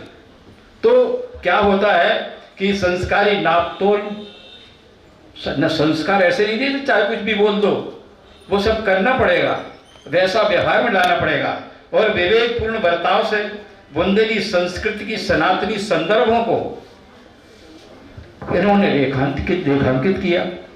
और आज ये उनने एक धरोहर सौंप दी। और इनकी दो समर्थ भुजाएं। अब वो संस्कार नीचे दे रही, इनका तो नहीं है, वो तो बांटे जा रहे हैं, क्योंकि सनातन की संस्कृति है। सनातन की संस्कृति तो आदिकाल की संस्कृति है, वो भारतीय संस्कृति है, उससे ही संस्कार बनते हैं। तो ये संस्कारों को नाप तोल के, जोग के, विवेक के संघर्ष से बांट रही हैं, दे रही हैं। ये शिफ्ट हो रहा है, ये धरोहर शिफ्ट हो रही है, आपकी नहीं, हमारी नहीं है, ये बांटी गई है। और ये अभी आराधना बता रही थी कि हम बच्चों को नहीं कहोगे तो कहाँ जाएगा, विलीन हो जाए, आप उसकी संरक्षा नहीं करोगे तो छिन्न भिन्न हो जाएगा। तो वो इनकी दो समर्थ भुजाएं, डॉक्टर यशपाल और डॉक्टर आराधना जी। तो मैं ये कह रहा हूँ, ये एक हुआ। अब जब मैंने मुखपृष्ठ देखा तो मुझे लगा ये तो मुखपृष्ठ में धरोहर है पूरी, क्यों कि इसमें पेड़ पीपल का है, मंदिर है, मंदिर में ध्वजा लगी है और सरोवर है और दो समर्थ यात्री उन्मुख है उनकी तरफ, देवता की तरफ। ये संस्कार है, यही संस्कृति है। देवालय जा रहे हैं और फिर मुझे मालूम पड़ा कि ये इसको गीतांजलि ने बनाया। तो मैंने कहा देखा, ये संस्कृति पीछे से आगे से देख रही है, संस्कृति कहाँ जा रही है और उसका अनुकरण कैसे हो रहा है, ये मुखपृष्ठ बता रहा है। ये संस्कृति की धरोहर है। दिवाली के टाइम पे बहू और नातिन मंदिर जा रही थी, पीछे से खींची गई। हाँ, ये हमें मुझे बताया गया, तो मैंने उल्लेख नहीं कर रहा हूँ, मैं यही कर रहा था कि बहू जा रही है, नातन जा रही है और पीछे से नाती, उसका चित्र डेरा, और चित्र में भी कहीं और का चित्र तो नहीं है, सरोवर है, ध्वज है, मंदिर है और पीपल का पेड़ है। मुझे लगा कि पीपल का ही पेड़ है। तो ये सब मैंने लिखा पुस्तक के मुखपृष्ठ पे, इस संस्कृति की धरोहर का नया और अगला कदम, ध्यान से सुनिएगा, ये नया और अगला कदम बहुत दर्शनीय है, विचारणीय है। ये उड़ान की एक नई ताकत स्थापित हो रही है। ये ऐसा ही नहीं है, आपने ये किताब में लिखा कि वो हम गुड़ खा रहे थे खेत पे बैठ के, तो मैंने अपनी इनकी भूमिका में लिखा कि आदरणीय बुंदेला जी और जो बुंदेली आस्वाद को जानती हैं। एक लाइन एक ही जगह लिखी है, तो मैंने जो इनकी भूमिका लिखी दो पेज की, आप लोग सुन लीजिए, 15-20 मिनट लगेंगे। उसमें मैंने सारी बातें आराधना जी जब मैंने किताब पढ़ी तो मैंने कहा इस पर क्या लिख दे, ये तो संपूर्ण है, इसमें कुछ कहा नहीं है, जो कहा है वो सार्थक का है, सकारण का है, पूरी बात कही है, उसको कोई क्या व्याख्या करेगा यार। तो मैंने कहा एक काम करते हैं कि पूरी किताब पे कुछ लिख देते हैं। वैसे तो एक एक कविता पूरी है, उस पर समीक्षा वाला मामला कहीं है ही नहीं, क्यों प्रसाद गुण युक्त है। आप प्रकाश जी बैठे थे, वो किस तरह प्रवाह है, प्रसाद है, और प्रसाद गुण कविता का सबसे बड़ा गुण है। तो अब उस पर क्या कह दें, और पूरी बात कही गई है, कही नहीं गई, इनने नहीं की, इनने तो जो आया उस पर गहन विचार की, उसकी मैंने इसमें देखा कि संवेदना की कवि है, ये संवेदना और संवेगी की कवि है। वो संवेग रुकता नहीं है, वो तो अनशेकेबल है, उसको तो वो ऐसी, उसको तो आप रोक नहीं सकते, वो तो कहना ही पड़ेगा। तो वो तो इस तरह का होगा। तब पुस्तक के मुखपृष्ठ पर इस संस्कृति धरोहर का नया और अगला कदम स्थापित हो चुका है। चिरंजीव अजितांजने की तूलिका की दृष्टि अपने सामने युग्म भद्र महिलाओं को मंदिरोन्मुख निगारती है। मानव सन्मुख हो जीव मोहि जब ही, जन्म कोट अग नासों तब ही। जिस समय जीव प्रभु के सन्मुख हो जाता है, सन्मुख का मतलब ये नहीं कि तुम सामने खड़े हो जाओ, सन्मुख का मतलब उस तरफ मन ही बना लो कि मैं अब ईश्वरोन्मुख हो रहा हूँ, मंदिर तरफ मुंह ही कर लो, उतने में कल्याण हो जाएगा। तो अजितांजलि की तूलिका की दृष्टि अपने सामने युग्म भद्र महिलाओं को मंदिरोन्मुख निहारती है। संभवतः देवालय और पावन अश्वत्थ वृक्ष के सरोवर सहित पर्यावरण की पवित्र भूमि पर फहराता हुआ मंगल ध्वज सभी कुछ संस्कृति के आवश्यक आराधक तत्वों के मूर्तिमान कर रहा है। जो संस्कृति के तत्व हैं वे सब उस चित्र में हैं, उसको मूर्तिमान हो गया, तो ये मूर्तिमान तो हो ही रहा है, तो ये चित्र नहीं है। तो सब सामने युग्म भद्र महिलाओं के मंदिरोन्मुख निहारती है। संभवतः देवालय और पावन अश्वत्थ वृक्ष तथा सरोवर सहित पर्यावरण की पवित्र भूमि पर फहराता हुआ मंगल ध्वज सभी कुछ संस्कृति के आवश्यक आराधक तत्वों को मूर्तिमान करता हुआ दिख रहा है। मुख पृष्ठ पर चित्रकार के मन मानस, हमको तो नहीं मालूम उसने कैसे खींचा, लेकिन उसके मन में तो आया होगा। कह देता मैं नहीं जाता, अरे हो गया। लेकिन क्या क्या थीम है उसकी, क्या बात है, तब तो ये धरोहर है। तो मंगल ध्वज वो संचित संस्कारों, ये ऐसे ही लिखा था कि वो तरंगित भावों का अनावरण होना है। डॉक्टर आराधना सिंह प्रकाशी ने सारा प्रकाश डाल दिया है। उनने किताबें लिख के बांटी हैं, क्या पढ़ी यार, बांटी है। अब जब समाज को बांट रहे हैं, बच्चों को क्या नहीं दे रहे हो, नहीं भी दे रहे हो तो बच्चे देख रहे हैं, ये क्या है, बोले यही तो हमारे संस्कार।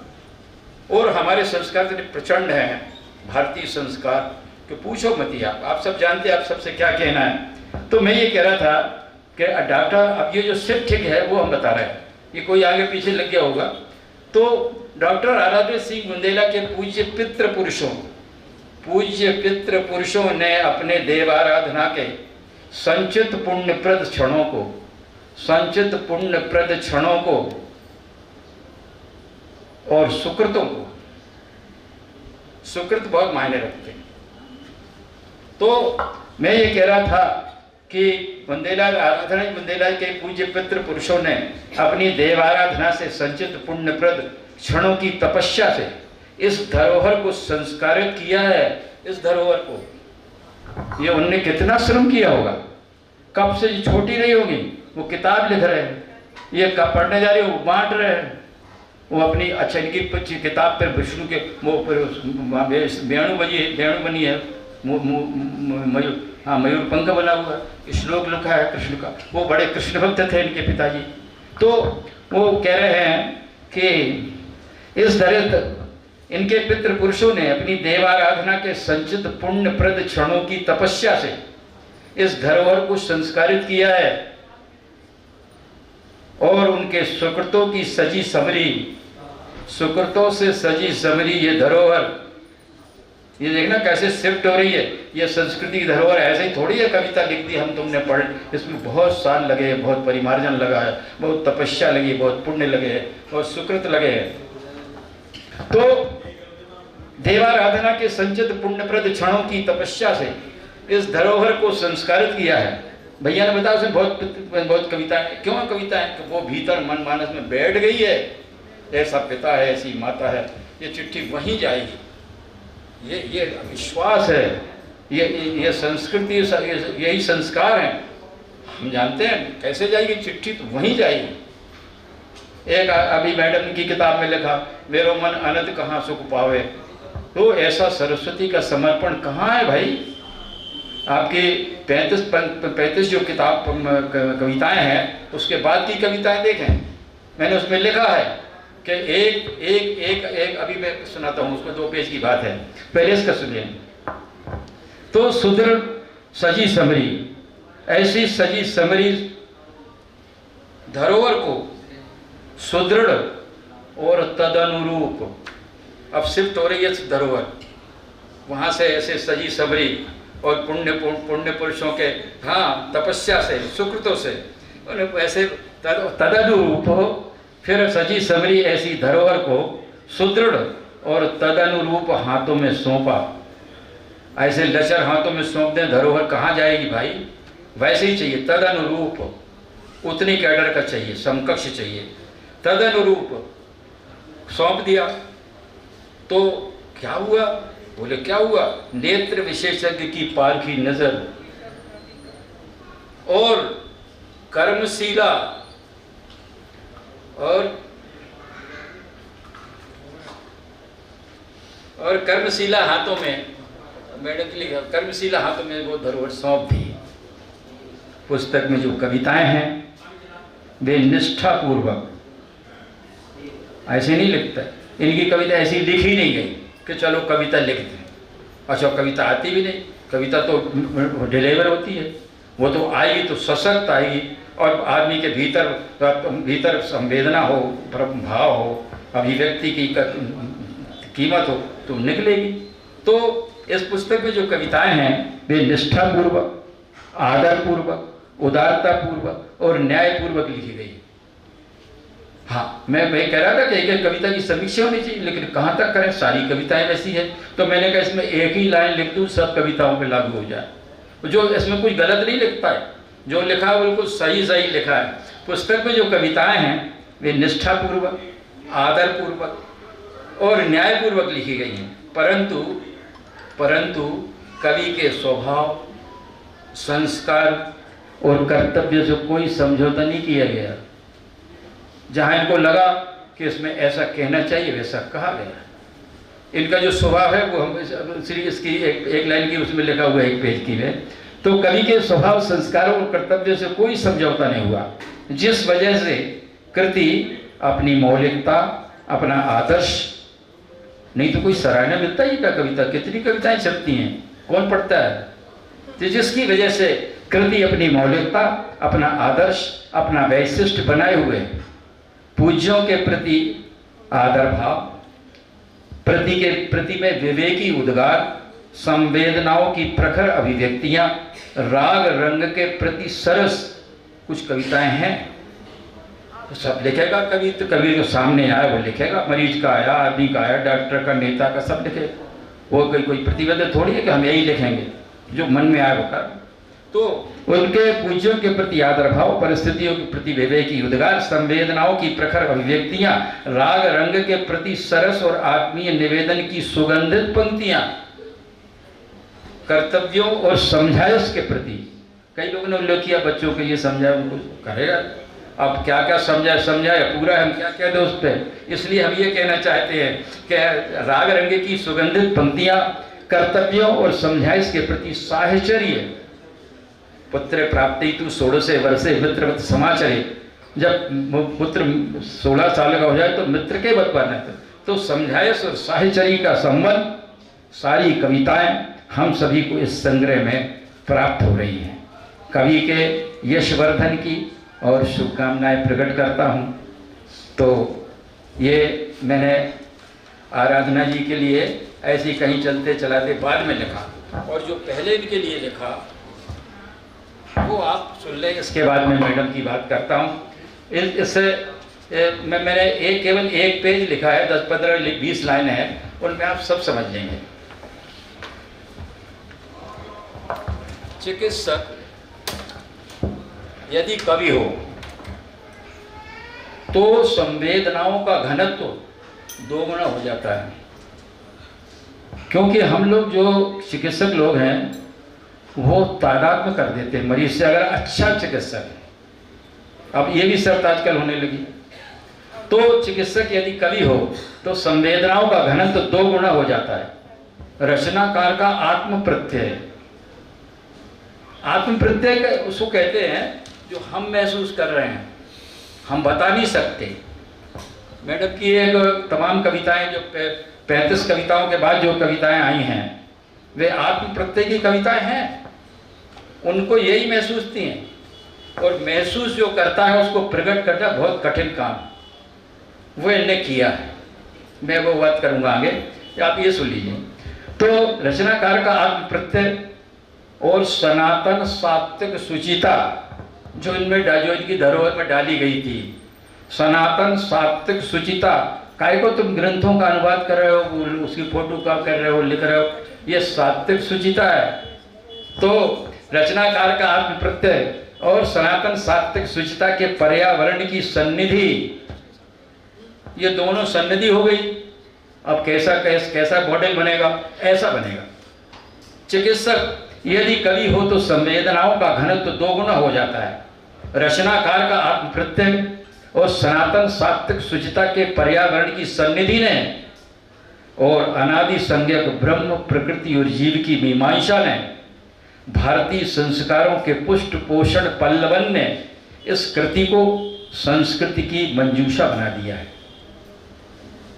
दूसरा पैराग्राफ है, संबंधों की बारीक तुलना रखने वाली, बहुत माइन्यूट बैलेंसिंग है। एक ग्राम ज्यादा ना हो जाए, आधा ग्राम ज्यादा ना हो जाए।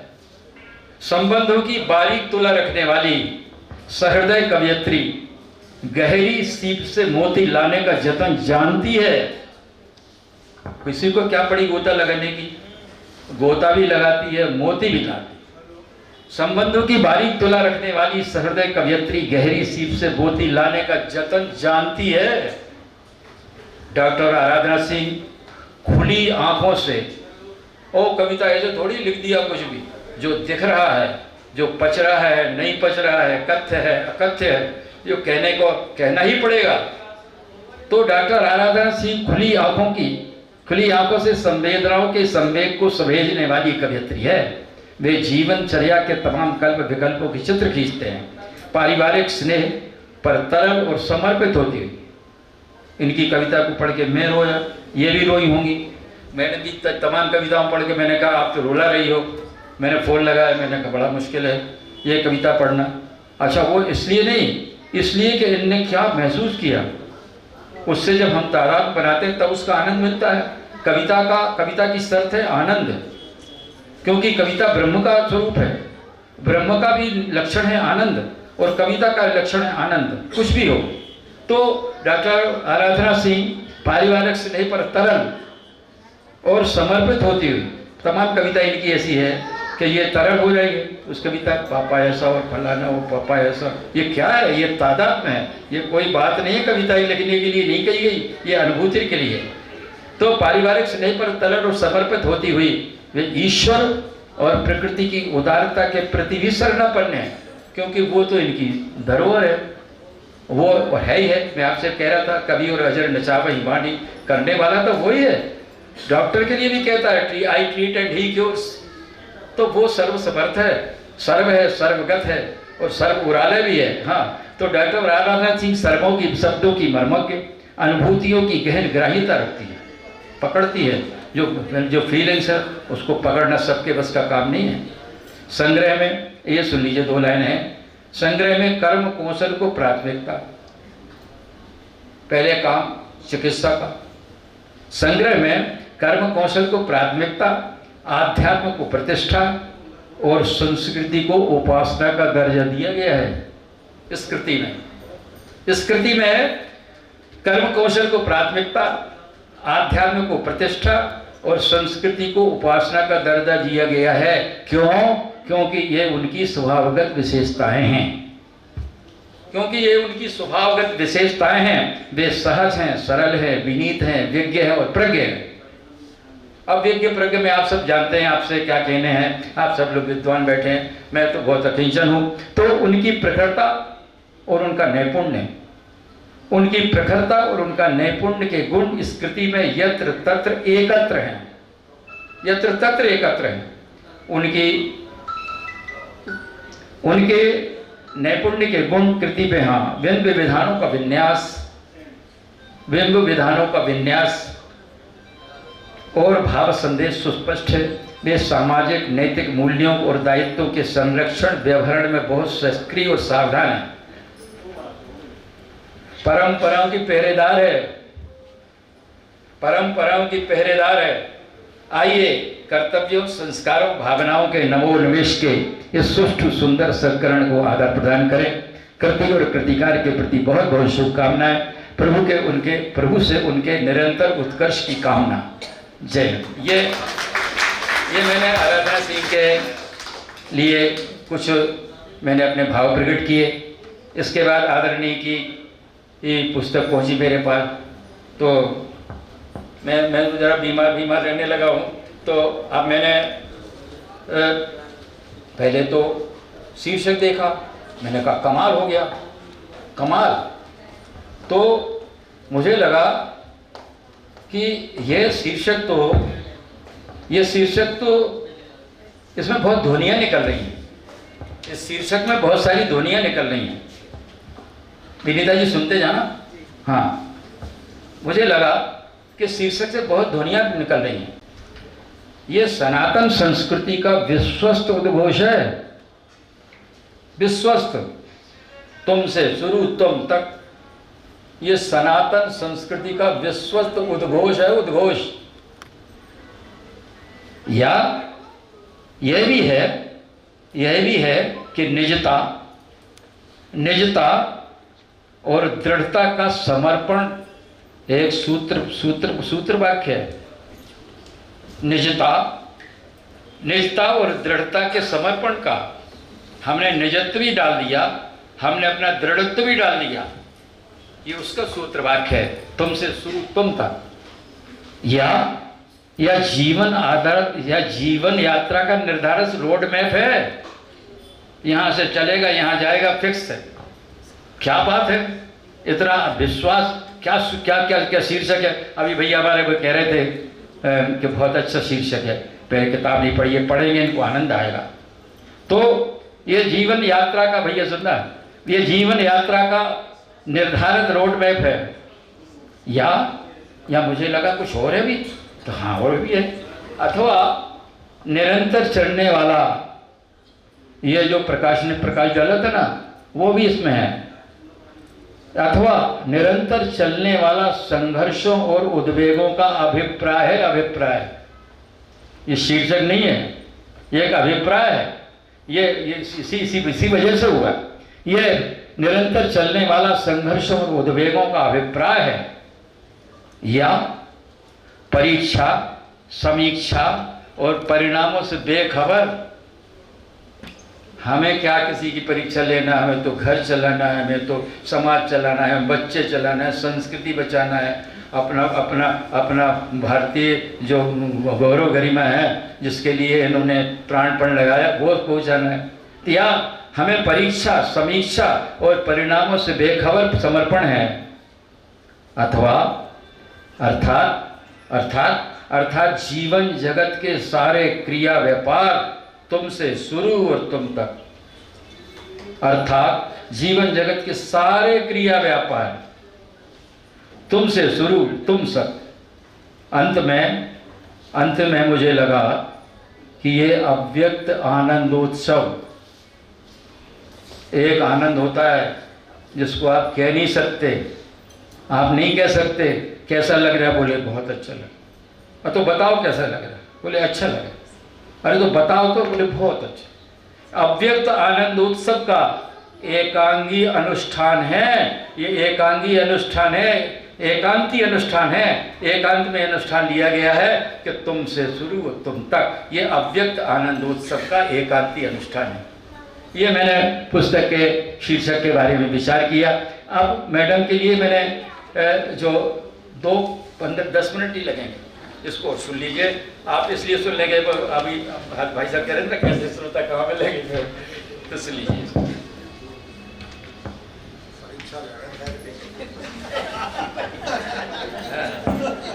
नहीं, ये इसलिए भी लिखा कि मैंने बताया ना, मैडम से मैंने बीच बीच में कहा कि आप रोड़ा रहे हैं, और इसकी बिल्कुल सही समीक्षा हुई है, कहीं कोई लाग लपेट की बात नहीं है। बहुत अच्छा हुआ। सुनिए, एहसासों को, ये देखना भैया बंद हो गया क्या? इसको दबाने से जल्दी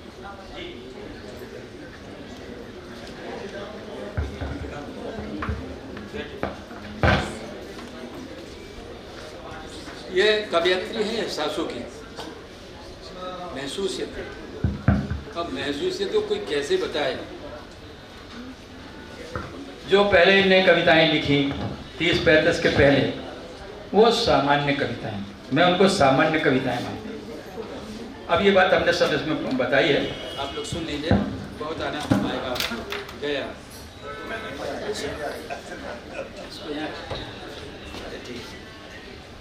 एहसासों को शब्दों की प्राणवायु देने वाली, वो एहसास जिंदा नहीं हो, उनको प्राणवायु चाहिए। जब प्राणवायु चलेगी तब एहसास जिंदा रहेगा। बस 5 मिनट करें, जाना है।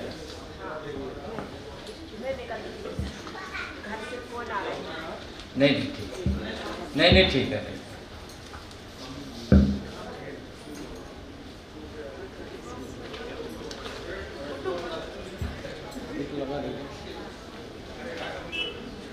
चलिए, एहसासों को शब्दों की प्राणवायु प्रदान करने वाली कवयित्री आदरणीय विमल बुंदेला जी श्वास उच्छ्वास के 2, एक अपन श्वास लेते एक उच्छ्वास लेते, दोनों एक है, लेकिन नाम अलग है। नाम अलग है और क्रिया एक है। तो प्राण आदरणीय विमल बुंदेला जी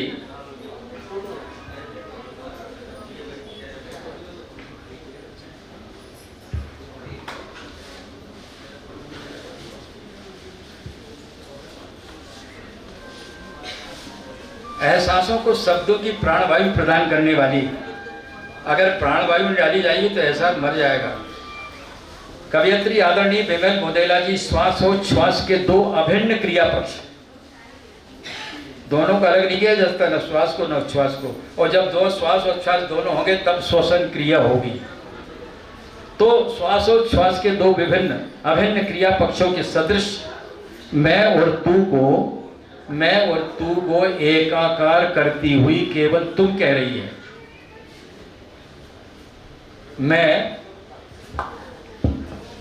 मैं और तू को एकाकार करती हुई केवल तुम कह रही है। जैसे श्वास और उच्छ्वास को एक कर दें तो श्वसन बन जाता है। कह रही है जिस तुम में तू भी है और मैं भी हूं।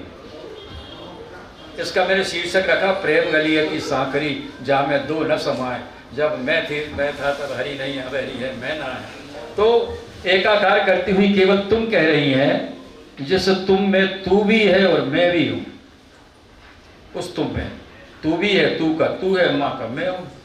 जिस तुम में उस मैं और तू को एकाकार करती हुई केवल तुम कह रही है, जिस तुम में तू भी है और मैं भी हूं। ऐसी प्रेम गलियती सांकरी की समर्थ यात्री की कृति तुमसे शुरू तुमसे तुम तक हम लोगों के सामने है।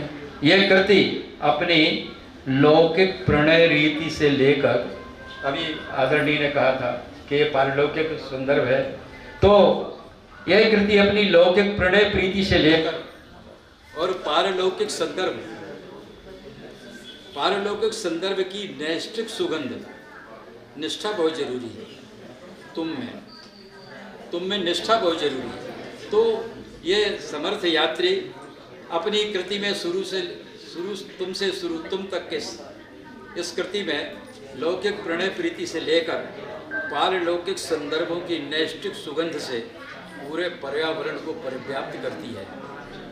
आदरणीय विमल जी, भूमि की सस्य शोभा कांगे प्रकाश जी, ये खेती और खलिहान एक लाइन भर है केवल।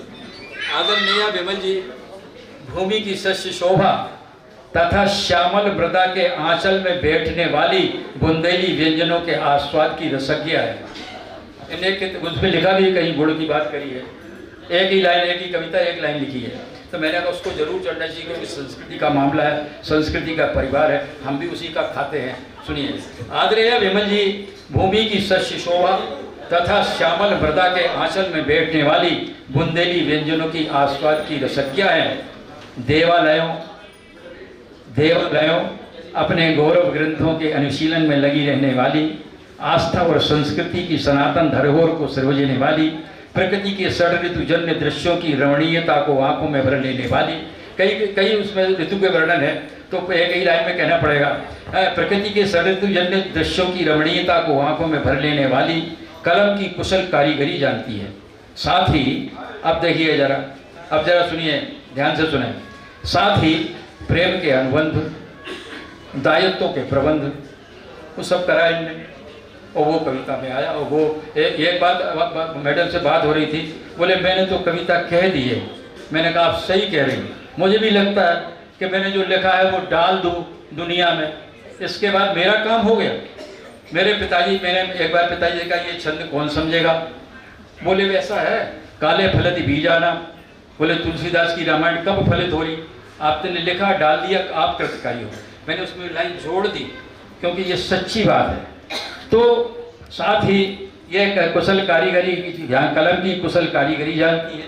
साथ ही प्रेम के अनुबंध, दायित्वों के प्रबंध, राष्ट्र की अभ्यर्चना, मन के सच्चे मोतियों का रूप भी उनकी कविताओं में झलमिलाता है। मन के सच्चे मोतियों का, नकली मोती होता है, सच्चे मोतियों का जो आर्टिफिशियल होता है, तो सच्चे मोतियों का, हाँ, मोतियों का रूप भी उनकी कविताओं में झलमिलाता है। पौराणिक तथा वर्तमान के नारी पात्रों, बहुत है, सभी 10 पेज 15 पेज तो उसी पे है, नारी पात्र पर। तो मैंने लिखा कि पौराणिक तथा वर्तमान की नारी पात्रों पर स्वाभिमानों पर हुए आघातों के प्रति उनके गहरे प्रश्न वे प्रश्न सब एक से होते हैं। उनकी ऐसा लगता है कि वे इसकी प्रबल पक्षकार प्रतीत होती है, उनकी पैरवी कर रही हैं। उनकी सकारात्मक दृष्टि और विवेकी धैर्य धारा बहुत गम खाया, नहीं तो कितना कहना चाहती थी। और अंतर्मन प्रकाश की तलाश करता उनका आत्मबोध शीर्ष सत्ता के गुण गाते हुए भी आघाता नहीं है। अब सुनिए जो मूल बात है जिसके लिए ये कविता एक किताब बन गई। अब सुनिए, उनकी जीवन यात्रा में जहाँ जहाँ कुछ कहना जरूरी हुआ उनने कहा। कथ्य में साहित्यिक शालीनता हुई, उदारता है, विनम्रता है और ईश्वरीय कृपा के अनुदानी अंश तो अवश्य ही उल्लेखनीय है। ये संस्कृति है, ये संस्कारों का मामला है। अब वो भैया ने कहा है, कवि ने कृति को वाणी वंदना से आरंभ करके अपनी तूलिका से तमाम रचनाओं के काव्य दृश्यों को आकार दिया। परंतु अब आप सब लोग ध्यान से सुनिए, परंतु समय की कसौटी पर बस 3 मिनट लग रहा है, 3 मिनट और सुन लो मैडम। उधर जाके हम सब सो जाते, वो कह रहे अध्यक्ष ये कह रहे हैं उधर जाके सब भूल जाए समय। हाँ, ऐसा ही है, सही बात। अब वो तो ऐसा है कि इस अवसर पर अगर सही बात न कही जाए तो कब कही जाएगी? सबको लोग संबोधन नहीं कर पाता, वो अध्यक्ष का फैसला है। नहीं, अब तो इसको देखो, कविता को अधूरी छोड़ना अपराध है, इसको छोड़ा नहीं जाएगा बिल्कुल, इसके अलावा कुछ नहीं कहा जाएगा। चलिए, कवि ने कृति को वाणी वंदना से आरंभ कर अपनी तूलिका से तमाम रंग रचनाओं के दृश्य के आकार दिया। परंतु समय की कसौटी पर अभी एक कवि का प्रमाणन शेष था, समय की कसौटी पर, और कृति के उत्तरार्ध में रची गई रचनाएं शीर्षक बनी और शीर्ष प्रयोजनों के लिए कही गई। और डॉक्टर साहब के लिए ही सारी बातें कही गई थी। शाश्वत प्रेम में के आगे ठगनी को खाली हाथ भेजने वाला, स्वाभिमानी कथा व्यथा बताने वाला, अब उसको छोटा कर देगा और सब कर देगा। सफर के व्यवृत होने वाले संस्कारों के अंतर्द्वंद का आकलन करने वाली कविताएं, मनुहार अविशार और उपालंब की स्मृति गंध से गमकाती कविताएं, और विशेषतः विप्रलंब की व्याप्त वेदना की गहन अनुभूतियों के अव्यक्त स्तर को सरल और निश्चल स्वभाव के शब्दों से साकार करती हुई कविताएं हैं। जीवन जगत के तमाम कविताएं और निश्चल प्रेम पर अनुरागित कविताएं भी हैं। सूरदास के पद का भावानुवन करती कविताएं हैं। और कलम ने जिसको त्राण दिया वरना मर जाती में, ये कविताएं कलम की वंदना की इससे अच्छी कोई कविता नहीं हो सकती, कविता के स्तुति की इससे बढ़िया लाइन नहीं हो सकती। जिसने कलम को त्राण दिया ये भी वो सगर्व स्वीकारती हैं। भाषा शैली उत्तम, शिल्प सौंदर्य सब। कविताएं संवेदनाओं को मूर्तमान करती हैं, रस सिक्त के अतिरिक्त चिंतन मनन को विवश करती हैं, और कवि कृतकार्य हो जाता है। भाई मैंने कविता लिख दी, छप गई, हो गया, मेरा काम पूरा हो गया, तो कवि कृतकार्य हो जाता है और सरस्वती का प्रसाद वितरित होने लगता है। कृतिकार्य के प्रति बहुत आदर। धन्यवाद।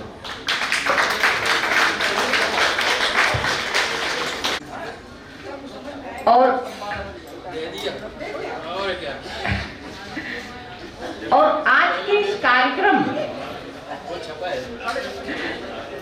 का जो पूरा निचोड़ है, हम यही कहेंगे अपनी माननीय अध्यक्ष महोदया को आमंत्रित करने से पहले कि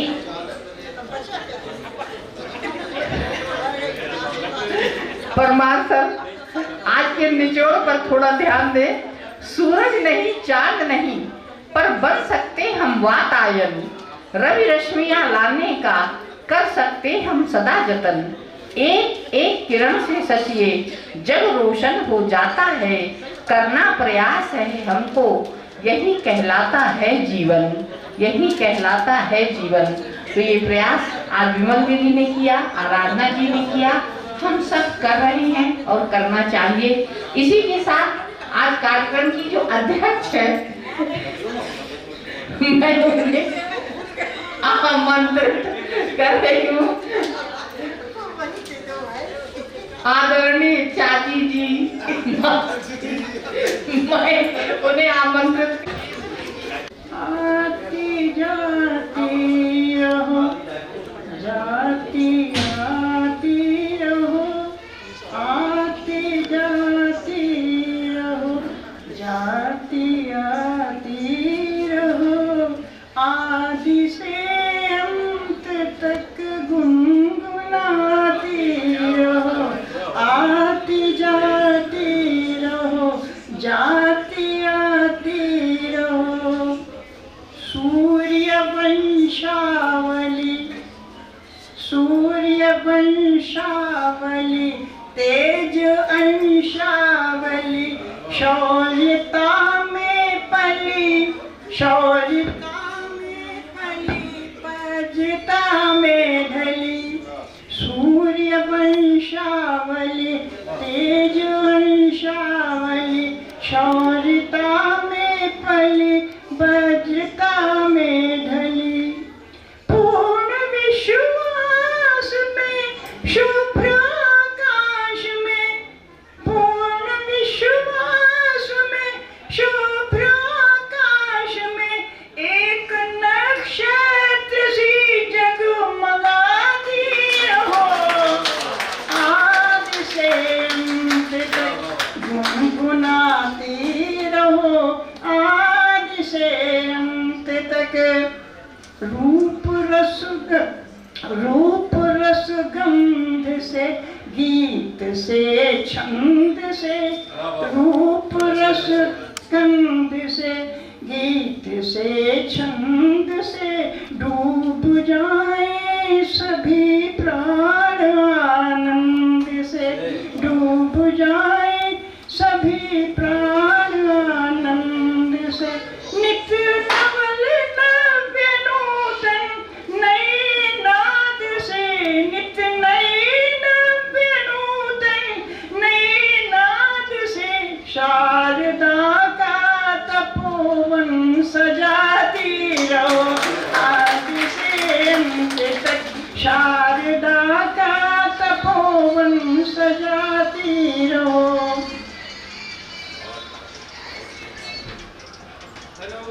ना इधर के लिए, ना उधर के लिए, ना इधर के लिए, ना उधर के लिए, तुम शून्य से चल पड़ी हो शिखर के लिए, शून्य से चल पड़ी हो शिखर के लिए।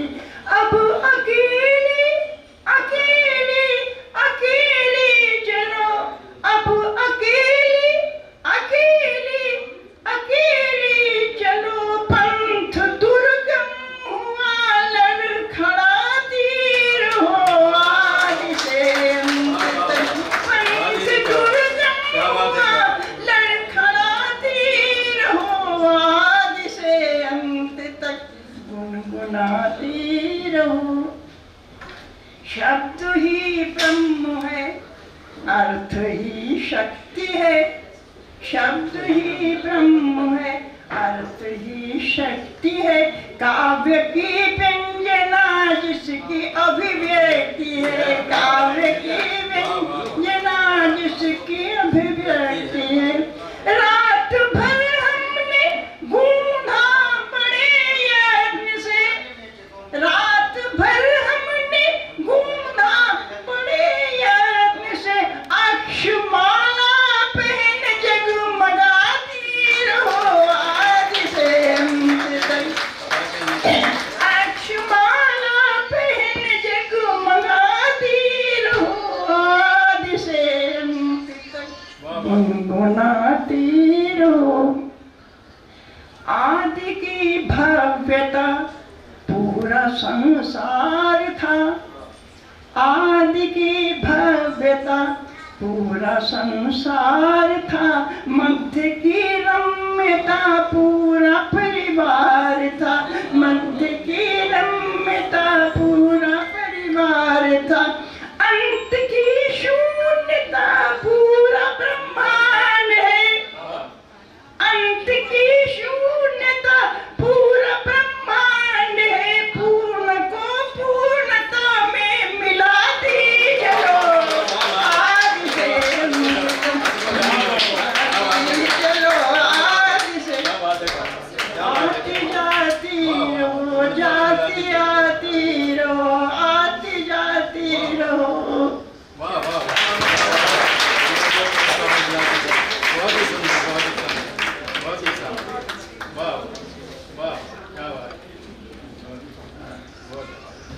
कमाल है, कमाल है।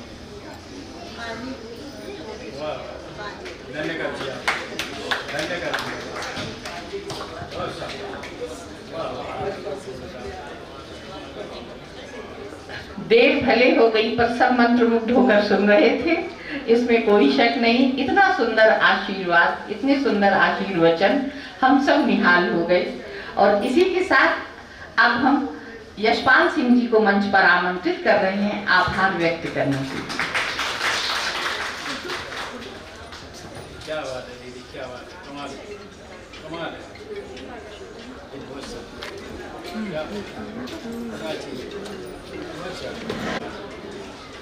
और सबसे पहले मैं आभार व्यक्त करता हूँ हमारे आज के इस कार्यक्रम के मुख्य अतिथि पद्मश्री श्री डॉक्टर अवध किशोर जड़िया जी का, जो यहाँ पर आए और हमारे कार्यक्रम का गौरव बताया। कार्यक्रम की अध्यक्ष मालती श्रीवास्तव मैडम का बहुत बहुत दिल से धन्यवाद, जिन्होंने आखिरी में इतनी अच्छी कविता सुनाई। और हमको ये मानना पड़ेगा कि मैडम का अभी भी जो शैली है उनके सुनाने की, वो एक बहुत ही प्रेरणास्पद है। यहाँ पर मंच पे आए हुए हमारे विशिष्ट अतिथि डॉक्टर बहादुर सिंह परमार सर, मालती वाजपेयी मैम जो अभी चली गई हैं यहाँ से, अभिराम पाठक जी जो पूरे इंडिया में जाने जाते हैं, हमारे मित्र विकास चतुर्वेदी, शोभा मैडम, आप सबका बहुत बहुत धन्यवाद। रेखा वासुदेव है मैडम आपके, और यहाँ पर बैठी हुई रेखा वासुदेव मैडम, आपका बहुत बहुत धन्यवाद। हम लोगों ने देखा कि पूरा कार्यक्रम का संचालन बहुत ही अच्छी तरह से जो हुआ है, बहुत सुंदर तरीके से, संध्या श्रीवास्तव मैडम का बहुत बहुत धन्यवाद। और आज इस कार्यक्रम में हमारा सौभाग्य है कि हमारे साथ हमारे परिवार के 4 बुआ लोग, मेरी 5 बुआ हैं, उनमें से 4 बुआ लोग यहाँ पर हैं, और फूफा जी लोग भी आए हुए हैं, 5 बुआ हैं 5 बुआ हैं, और फूफा जी लोग भी आए हुए हैं, और हमारे कजिन्स भी यहाँ पर हैं। तो जैसे विकास ने बोला था कि परिवार आजकल कम होता जा रहा है, लेकिन मैं अपने आप को बड़ा फॉर्चुनेट मानता हूँ कि मेरी सिस्टर्स भी यहाँ पर हैं दोनों, सुगंधा और अनुराधा, मेरे भांजे हैं, मेरे कजिन्स आए हुए हैं, कुंवर साहब लोग भी हैं, सोमेश कुंवर साहब हैं, दिलीप कुंवर साहब हैं, सबका बहुत बहुत ही हमारा प्रणाम करता हूँ सबको, और बहुत बहुत धन्यवाद। यहाँ पर उपस्थित सभी अन्य जो भी वरिष्ठ साहित्यकार हैं, उनका बहुत बहुत धन्यवाद यहाँ पर आने के लिए। और यहाँ पर आए हुए सभी पत्रकार बंधु का, वरिष्ठ पत्रकार बंधु जो रामकिशोर अग्रवाल साहब हैं, इसके अलावा हरी अंकल आए थे, सुरेंद्र अग्रवाल जी, सभी का बहुत बहुत धन्यवाद। हमारे मित्रगण जो यहाँ पर हैं, और सभी भाभीयों का बहुत बहुत धन्यवाद। इसके अलावा प्रभात और उनकी वाइफ दिव्या भी यहाँ पे आई हुई हैं, और उनका भी बहुत बहुत धन्यवाद। योगेश का भी धन्यवाद। और अंत में मैं जटाशंकर होटल के स्टाफ का सबका धन्यवाद दूंगा, जिन्होंने ये पूरा कार्यक्रम और ये मंच वगैरह व्यवस्थित किया। और स्पेशल थैंक्स टू हमारे डॉक्टर राजेश अग्रवाल अंकल और गीता आंटी, जो यहाँ पर हमारे इस कार्यक्रम के लिए इन्होंने गमले दिए, जो वृक्ष मित्र के नाम से भी डॉक्टर राजेश अग्रवाल सब लोग जाने जाते हैं, और पर्यावरण के लिए बहुत काम कर रहे हैं। सभी आए हुए बंधुओं का सबका बहुत बहुत धन्यवाद। और अब मैं आप सबको आमंत्रित करता हूँ डिनर के लिए। Thank you, thank you.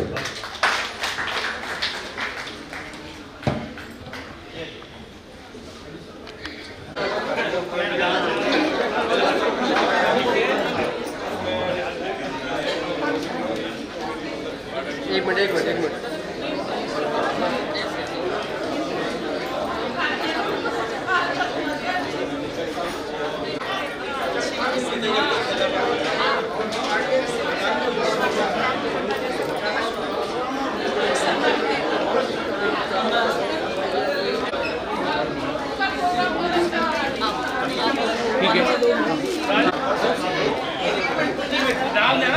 पुस्तक का विमोचन सही का विमोचन हुआ है और क्या सोचकर आपने ये पुस्तक लिखी थी, क्या कहेंगे आज, कितनी खुशी हुई है यहाँ पर? ठीक है, हम पकड़े हैं में। मुझे बहुत खुशी की बात है कि जो मेरी संग्रह पिछले 3 सालों से मैं कविताएं लिख रही थी, संस्कृति का धरोहर, इसका संस्कृति की धरोहर इसका नाम है।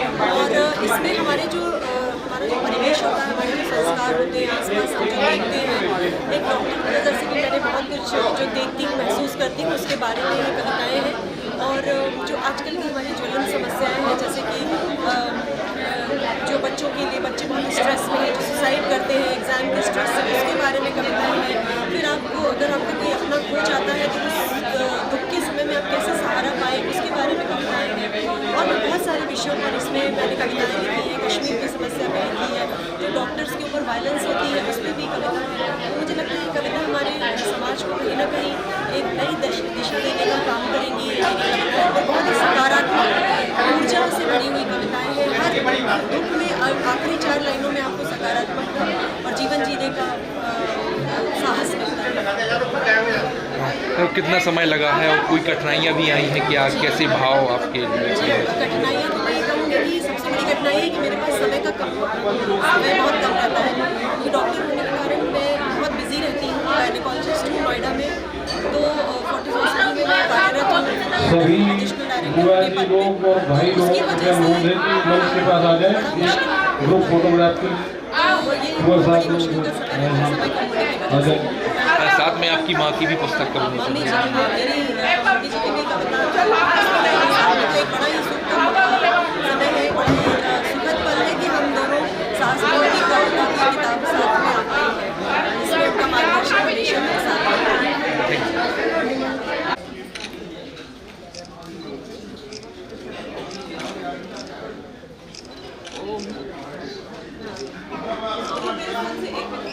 जी।